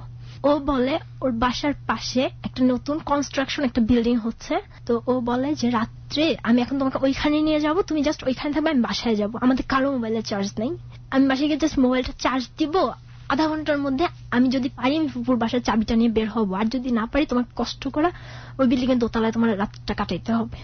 আমরা গেলাম, ও আমাকে বিল্ডিং এ উঠাই দিল, ও আমাকে বলছে তুমি দোতলায় দাঁড়াও, আমি দেখি বাসার কি অবস্থা। ও বাসায় গেল, এর মধ্যে কতগুলো ছেলে আমাদেরকে দেখছে আমরা যে আসছি, আমি যে ওই বিল্ডিংটাতে ঢুকছি ছেলেগুলো আমাকে দেখছে। ও বাসায় ঢোকার 2 মিনিটের মধ্যে ছেলেগুলো বিল্ডিং এর উপরে এসে আমাকে আটকায় ফেলছে, প্রায় 7-8 জন ছেলের মতো। ওই ছেলেগুলো ওকে গিয়ে নিয়ে আসছে উপরে, নিয়ে আইসা আটকাইছে, বলতেছে আমাদের 2 জনকে একসাথে পাইছে, আমরা খারাপ কাজ করার জন্য আমরা এখানে কনস্ট্রাকশন বিল্ডিং এ উঠছি। দেন আমরা বারবার বলতেছি যে দেখেন এরকমও বারবার বলতেছে যে আমি জাস্ট ওর সেফটির জন্য আমি ওকে এখানে দাঁড়াইতে বলছি, আর কিছু না, আমি বাসা থেকে টাকা আনতে গেছি এটা বলছে, বাট ওরা মানে নাই। ওরা ওকে আড়ালে ডাইকা নিয়ে ওর কাছে টাকা চাইছে, বলছে 1000-2 মতো যদি টাকা দেয় ওরা আমাকে ছেড়ে দিবে আমাদের 2 জনকে, বাট ও টাকা দেয় নাই। ও বলছে আমার ফ্যামিলি সবই জানে, কি করবা করো। অনেক প্রবলেম হয়, অনেক কিছু হয়, ওর বাবা ওকে ওখানে এসে মারে, দেন আমাকে অনেক কিছু বলে, মানে একটা মেয়েকে খারাপ যতভাবে বলা যায়। আম্মু আসতে চায়নি সকালবেলা ঈদের দিন, বাট আম্মুকে নিয়ে আসা হয়, আম্মু মামি আসে, আসার পর ওনারা আমাকে নিয়ে যেতে চায়, বাট আমার কথা আমি ওকে ছাড়া যাব না, ও আমাকে ছাড়বে না। বুঝতে পারছি জটিলতা অনেক বড়। এখন কি চাচ্ছেন আপনারা? আপনি কি আপনার ফ্যামিলিতে থাকেন, স্টে করেন, নাকি বের করে দিয়েছে? আমি আমার ফ্যামিলি থেকে গতকাল বের হয়ে চলে আসছি। গতকাল বের হয়ে চলে আসছেন, আপনার মা বের করে দিয়েছে আপনাকে? বের করে দিয়েছে বলতে আমি তো বলেছিলাম বাবা মা আলাদা থাকে, আমার মা আমার উপর প্রচুর পরিমাণে মেন্টালি টর্চার করতেছে। তার কথা হচ্ছে আমি তার সাথে থাকতে পারবো না, যদি থাকতে চাই আমার ওকে ছাড়তে হবে, আর তা না হলে তারা আমাকে আমার বাবার হাতে উঠাই দিয়ে আসবে, আমার বাবা আমাকে যা করে করবে। ওকে, আপনার অবস্থা কি? আপনার ফ্যামিলিতে কি অবস্থা রাফি? আমার মানে যা হওয়ার সব হয়েছে, তো আমার আব্বু আম্মু আর একবার আপনার কিচ্ছু মনে বলেন নাই।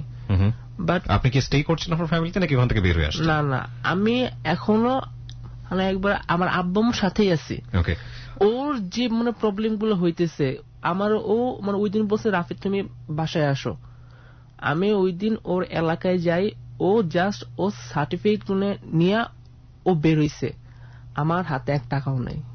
আমি যদি ঠিক আছে বাইরে হইছে, আমার একটু সময় দিতা, আমি একটা কাজ পাইতাম, তাহলে আমি কিছু করতে পারতাম না।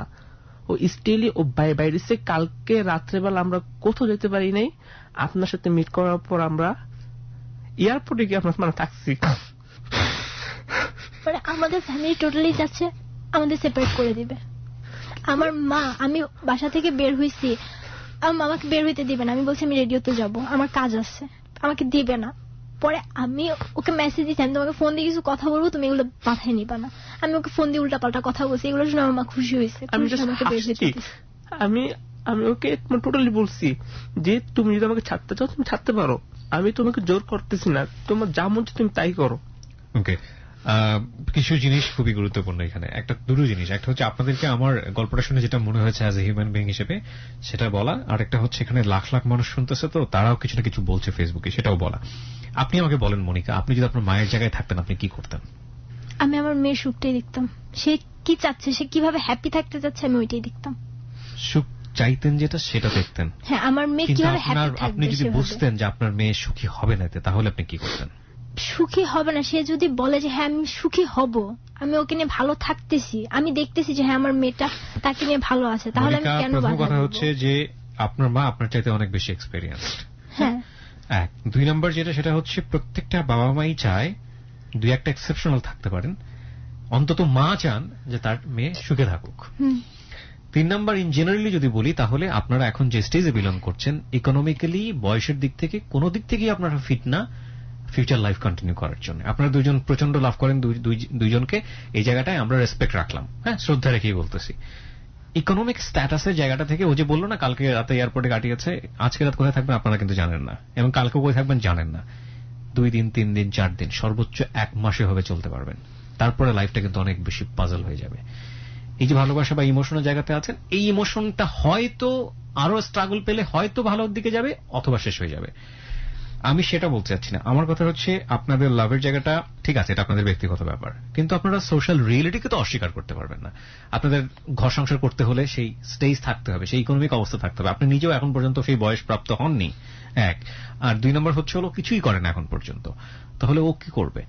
একটা যেটা করতে পারে সেটা হচ্ছে আপনাদের এই সম্পর্কটাকে ফ্যামিলি থেকে এক ধরনের এই অর্থে মেনে নেওয়া যে তোমরা নিজেরা মিট করো না, দুজন দুজনের পায়ের উপর দাঁড়াও, তোমরা নিজেরা ইকোনমিক একটা জায়গাতে আসো, তারপরে তোমরা সিদ্ধান্ত নাও যে তোমরা বিয়ে করবে কি করবে না। সেই জায়গাটা থেকে আপনাদের ফ্যামিলি একটা সাপোর্ট দিতে পারে। এখন আপনাদের ফ্যামিলি যদি আপনাদের দুজনের প্রতি এতটা রিজিড হয়, ভয়াবহ রিজিড, যে ওকে যেটা বলছে তোমার আপনার দিকে আগাতে পারবে না, আপনাকে যেটা বলছে ওর দিকে যেতে পারবে না, সেটা তাদের সোশ্যাল রিয়েলিটি জায়গা থেকে বলেছে। কারণ এটা আপনারা করেননি, কিন্তু আপনাদেরকে ওইরকম একটা জায়গায় গিয়ে পাওয়া গিয়েছে, সেটা যে কোনো বাবা মার জন্যই খুব বেশি ডিসগ্রেসফুল, অপমানের। আর আপনার যে অতীত ব্যাকগ্রাউন্ড, যেটা বাবা মা বা মা পেয়েছে, যে আচরণটা, হ্যাঁ সন্তান তো ফল্ট করবেই, কিন্তু সন্তানের ফল্টের জায়গাটা আমরা কিভাবে ট্রিটমেন্ট করছি সেটাও কিন্তু অনেক বড় একটা ফল্ট হয়ে যেতে পারে। সেই ফল্টের জায়গাটায় ট্রিটমেন্টটা ফল্ট ছিল আপনার বাবা মায়ের, কিন্তু আপনি কিন্তু ফল্ট করেছেন কয়েকটি জায়গাতে, এটা অস্বীকার করার কোনো উপায় নেই। তো সেই জায়গা থেকে আপনার মাও আপনার প্রতি কনফিডেন্ট না, আপনার বাবাও আপনার প্রতি কনফিডেন্ট না যে আপনি এই রিলেশনশিপেও ভবিষ্যতে কন্টিনিউ করবেন, বিকজ এই রিলেশনশিপের মাত্র বয়স হচ্ছে মাত্র 2 মাস। আমি কি বোঝাতে পেরেছি?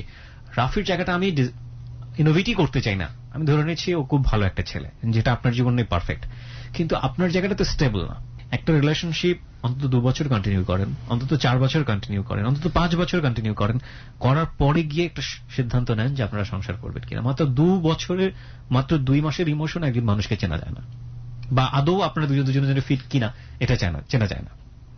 2 মাস প্রচন্ড ইমোশনের মাস, কিন্তু ইমোশনটা 2 মাস পরে থাকবে না, 2 বছর পরে এরকম থাকবে না, কিন্তু একটা জায়গায় গিয়ে দাঁড়াবে। যদি দুজনের বোঝাপড়াটা খুব ভালো হয়, তাহলে অন্তত একটা সার্টেন পিরিয়ডের পরে গিয়ে, যেটা আলটিমেটলি আর কমে যাবে না, ওরকম একটা জায়গায় দাঁড়াবে। ওই জায়গাটা থেকে যদি মনে হয় দুজন সংসার করতে পারবেন, তারপরে সংসারের একটা সিদ্ধান্ত নেন। এখন পর্যন্ত আপনার লাইফে যে ভুলটা হয়নি মনিকা, সেটা হচ্ছে বিয়ে করার মতো ঘটনা। আপনি যদি এরকম ভাবে একজনকে বিয়ে করেন 2 মাসের পরিচয়ে, এটাও যে 2 বছর পরে ভেঙে যাবে না বা 6 মাস পরে ভেঙে যাবে না, সেটার গ্যারান্টি কোনো দেয়াই যায় না। আর দ্বিতীয়, আমার কাছে যেটা মনে হচ্ছে, পুরো লাইফটা পরে আপনি অনেক ব্রিলিয়ান্ট একটা স্টুডেন্ট, সেই জায়গাটাকে প্রপারলি ইউজ করাটা এখন খুবই খুবই খুবই ইম্পর্টেন্ট। আপনি ইউনিভার্সিটিতে যে এরিনাতে যান, ওখানে একটা অনেক বড় জগৎ দেখবেন, সেখানে যদি আপনার সিদ্ধান্ত মনে হয় যে এত কিছু বড় জায়গাতে পড়াশোনা করে আপনি নিজের জায়গাটাকে স্ট্যাবল করে, ওর যে ইকোনমিক স্ট্যাটাস, ওর যে পড়াশোনার স্ট্যাটাস, বা ও যে স্টেজে বিলং করতেছে আপনার চেয়ে অনেক অনেক পিছনে জেনারেল লাইনে, সেখান থেকে আপনি ওকে ক্যারি করতে পারবেন, কজ আপনি এখনো অ্যাডোলেসেন্স পিরিয়ডের একটা স্টেজে আছেন, তাহলে আপনার কন্টিনিউ করা উচিত। নইলে ওকে বিয়ে করার পরে 2 মাস পরে আপনার মেন্টালিটি চেঞ্জ হয়ে যেতে পারে। রাফির ক্ষেত্রে কি হবে না হবে সেটা আমি ডেইলি করতে চাচ্ছি না, আমি যেহেতু পুরো বিষয়টা আপনাকেই তুলে ধরেছি এখানে, ঠিক আছে? এগুলো একটু ঠান্ডা মাথায় ভাবার সুযোগ আছে। আমার মনে হয় যেটা, যে পরিবার হচ্ছে দুজনেরই শেষ আশ্রয়স্থল। এখন পর্যন্ত আপনি যদি পরিবারের বাইরে এসে কিছু করতে চান, সেটা আপনার জন্য পরিবারের ভেতরে থাকলে যে অবস্থা, খারাপ অবস্থা হবে, তার চেয়েও বড় ভয়াবহ খারাপ অবস্থা হতে পারে আপনার জন্য, স্পেশালি বলছি বাংলাদেশের কন্টেন্টসটা। কিন্তু ওর জন্য তেমন একটা টাফ নাও হতে পারে। একটা ছেলেও, ওর গায়েগত শক্তি আছে, ঠেলা গাড়ি চালিয়ে হলেও যে কোনো একটা জায়গা তৈরি করে নিতে পারবে, কিন্তু সেটা করে একটা সংসার লিড করার মতো মেন্টালিটি, ক্যাপাবিলিটি ওর আদৌ আছে কিনা, সেটা কিন্তু একটা অনেক বড় চ্যালেঞ্জ। হ্যাঁ, আমার মনে হয় Monica, you should go back your family. মা যেহেতু আপনার সঙ্গে থাকে, মাকে খুব ভালো করে বোঝান, ওকে সাথে করে নিয়েই যান যে ঠিক আছে, আমরা সিদ্ধান্ত নিয়েছি যে আমরা একটা লং টাইম যোগাযোগ রাখবো না, বা খুব মিনিমাম টাইপের যোগাযোগ যদি আপনারা গোপন ভাবে রাখতে চান রাখতে পারেন। ফ্যামিলিকে বলেন যে না, আমরা সিদ্ধান্ত নিলাম যে আমরা সেটেল হয়ে যাচ্ছি, ফর দ্য ফ্যামিলি, আপনি আপনার ফ্যামিলিতে থাকেন, ওকেও বলেন ধৈর্য ধরতে, হ্যাঁ, আপনি পড়াশোনা করেন, নিজেরা কিছু আর্ন করেন, নিজের জায়গাটা স্টেবল হোক, তারপরেই আপনারা সিদ্ধান্ত নেন। না ভাইয়া, না একবার আসলে হচ্ছে আমি ওকে মানে কালকে অনেক বলছি যে তুমি যাও, মানে আমাকে তুমি যদি ভালোবাসো তুমি আমাকে অবশ্যই পাবা, আমি তোমাকে অবশ্যই পাবো। আমি ওকে সব মানে বুঝাইছি, বাট আমাদের অবস্থাটা মানে এরকম যে আমরা এক হাত মানে ধরে আমরা থাকতেই পারি না। আর ভাইয়া ফ্যামিলিতে ব্যাক করার মতো কোনো মানে ব্যাক করার আমাদের কোনো চান্সই নাই। আপনার মা আপনাকে দিবে না? হ্যাঁ, অবভিয়াসলি নিবে না, কারণ আমি এখন আমার মা জানে আমি একটা বাহিরে। আর তার চেয়ে বড় কথা হচ্ছে আমার মা আমাকে যা বলতেছে তার চেয়ে বেশি প্রেশার আসতেছে আমার মামা মামির দিক থেকে। আমার মামি আমাকে যা তা কথা বলে গেছে। This is not a fact. এই সিচুয়েশনে যে কেউই সেটা বলবে, আপনার বয়স মাত্র 17, আপনি ইন্টার পাস করেছেন মাত্র কিছুদিন হলো, আপনি ইউনিভার্সিটিতে অ্যাডমিশন নেবেন, এরকম একটা স্টেজে জীবনে এতগুলো বড় বড় ঘটনা, যে কেউই এটা বলবে। এই বলা না বলার জায়গাটাতে আপনি যখন মা হবেন তখন আপনি বুঝতে পারবেন যে আপনার বাবা মা কত বড় স্যাক্রিফাইস করেছে। কিন্তু আপনার উচিত এই মুহূর্তে আপনার ফ্যামিলিতে ব্যাক করে গিয়ে মাকে বলা যে মা, আই এম সারেন্ডিং মাইসেলফ, আমি সারেন্ডার করছি এই অর্থে যে আমি লেখাপড়া করব। ইউনিভার্সিটিতে যান, আপনি ইউনিভার্সিটির জগৎ সম্পর্কে আপনার কোনো আইডিয়াই নেই, ইউনিভার্সিটির জগতে আগে পা দেন, ওইখানে গিয়ে একটা মানুষ স্বয়ং সম্পূর্ণ হয়। হ্যাঁ, তার আগ পর্যন্ত শুধু ওই ইমোশন স্টেজটাই গ্রো করে মানুষের মধ্যে। আমি ওরে এটা বারবার বলতেছি যে আগে তুমি যখন বিশ্ববিদ্যালয়ে পা দিবেন, আপনি যখন দেখবেন যে এটা একটা বিশাল সমুদ্রের মতো জায়গা, তখন আপনার মেন্টালিটিটা কি থাকে ওর জন্য বা আপনার ফ্যামিলির জন্য, এটাই হচ্ছে আপনার রিয়েল লাইফ। ইউনিভার্সিটিতে ফার্স্ট ইয়ার সেকেন্ড ইয়ার পার করেন, হ্যাঁ, দু একটা টিউশনে নিজেও করতে পারবেন, একটা ভালো জবে ঢোকেন, পার্ট টাইম জবও হতে পারে, এবং ওর যে পড়াশোনা ও কতটা আপনার প্রতি ডেডিকেট, ওকে নিয়ে আদৌ চলতে পারবেন কিনা, আপনার একটা সোশ্যাল ক্লাস দাঁড়াবে, একটা স্ট্যান্ডার্ড দাঁড়াবে, সেখান থেকে আপনি ওকে নিয়ে চলতে পারবেন কিনা তখন সিদ্ধান্ত নেন। এখনই মাত্র এইরকম একটা মাত্র 2 মাসের পরিচয়, আমি ধরে নিচ্ছি রাফি খুব ভালো ছেলে এবং আপনার জন্যই পারফেক্ট, আপনি পারফেক্ট মানুষ পাননি পুরো জীবনে, আপনি বঞ্চিত হয়েছেন বিভিন্নভাবে, ঠিক আছে, বাট সেটার জন্য তো আপনার ওকে জাজমেন্টের একটা সময় নেওয়া উচিত, সময়টা ছেড়ে দেওয়া উচিত। ফ্যামিলি যে অবস্থা তৈরি করেছে সেটা আপনার জন্যই হয়েছে, so you have to meet that kind of difficulties. So আপনি যান, ফ্যামিলিতে ব্যাক করেন, এটাই আমার মনে হয় লিসনারদের কাছ থেকে একটা বেস্ট সলিউশন আসবে। হ্যাঁ, এছাড়া আসলে কিছু বলার নাই। ওকে, আমি দুজনের কাছে জানতে চাই, মনিকা আপনার কাছে আগে, যে আপনারা এই স্টোরিটা হ্যালো 8920 কেন বলতে আসলেন? আসলে ভাইয়া আমি জানি না, আমরা হয়তো এখানে কিছু আমার ভুল ছিল, আমি চাচ্ছি আমার মতো এরকম ভুল যেন কোনো মেয়েরা না করে।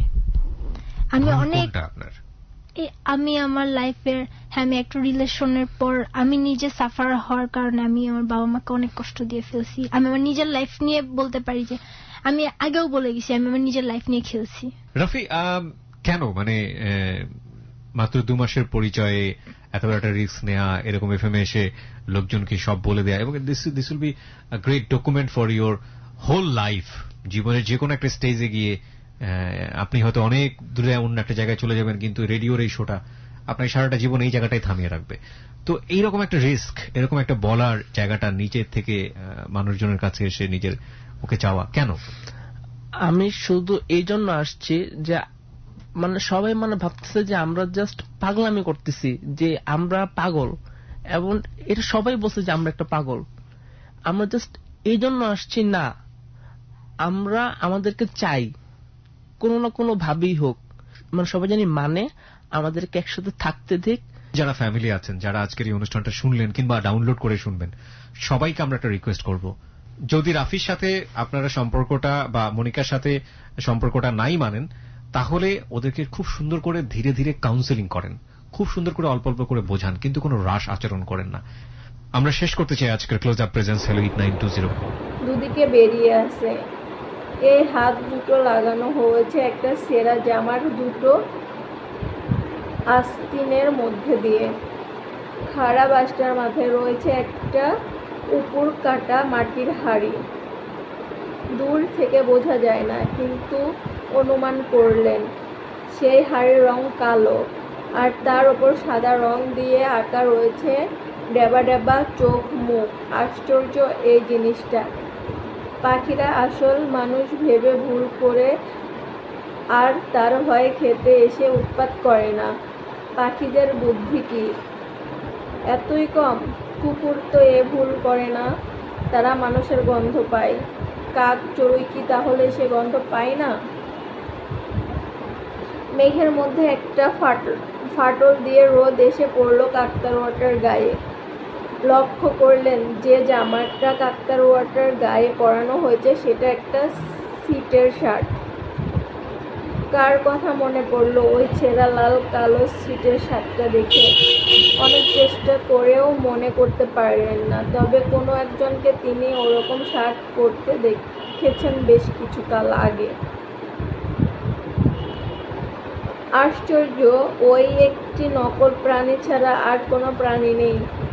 আর ওই কাকতাড়ুয়া, মৃগামবাবু আর ওই কাকতাড়ুয়া। এই সময়টা খেতে কাজ হয় না বলে গ্রামের মাঠে ঘাটে লোকজন কম দেখা যায় ঠিকই, কিন্তু এরকম নির্জনতা মৃগালবাবুর অভিজ্ঞতা এই প্রথম।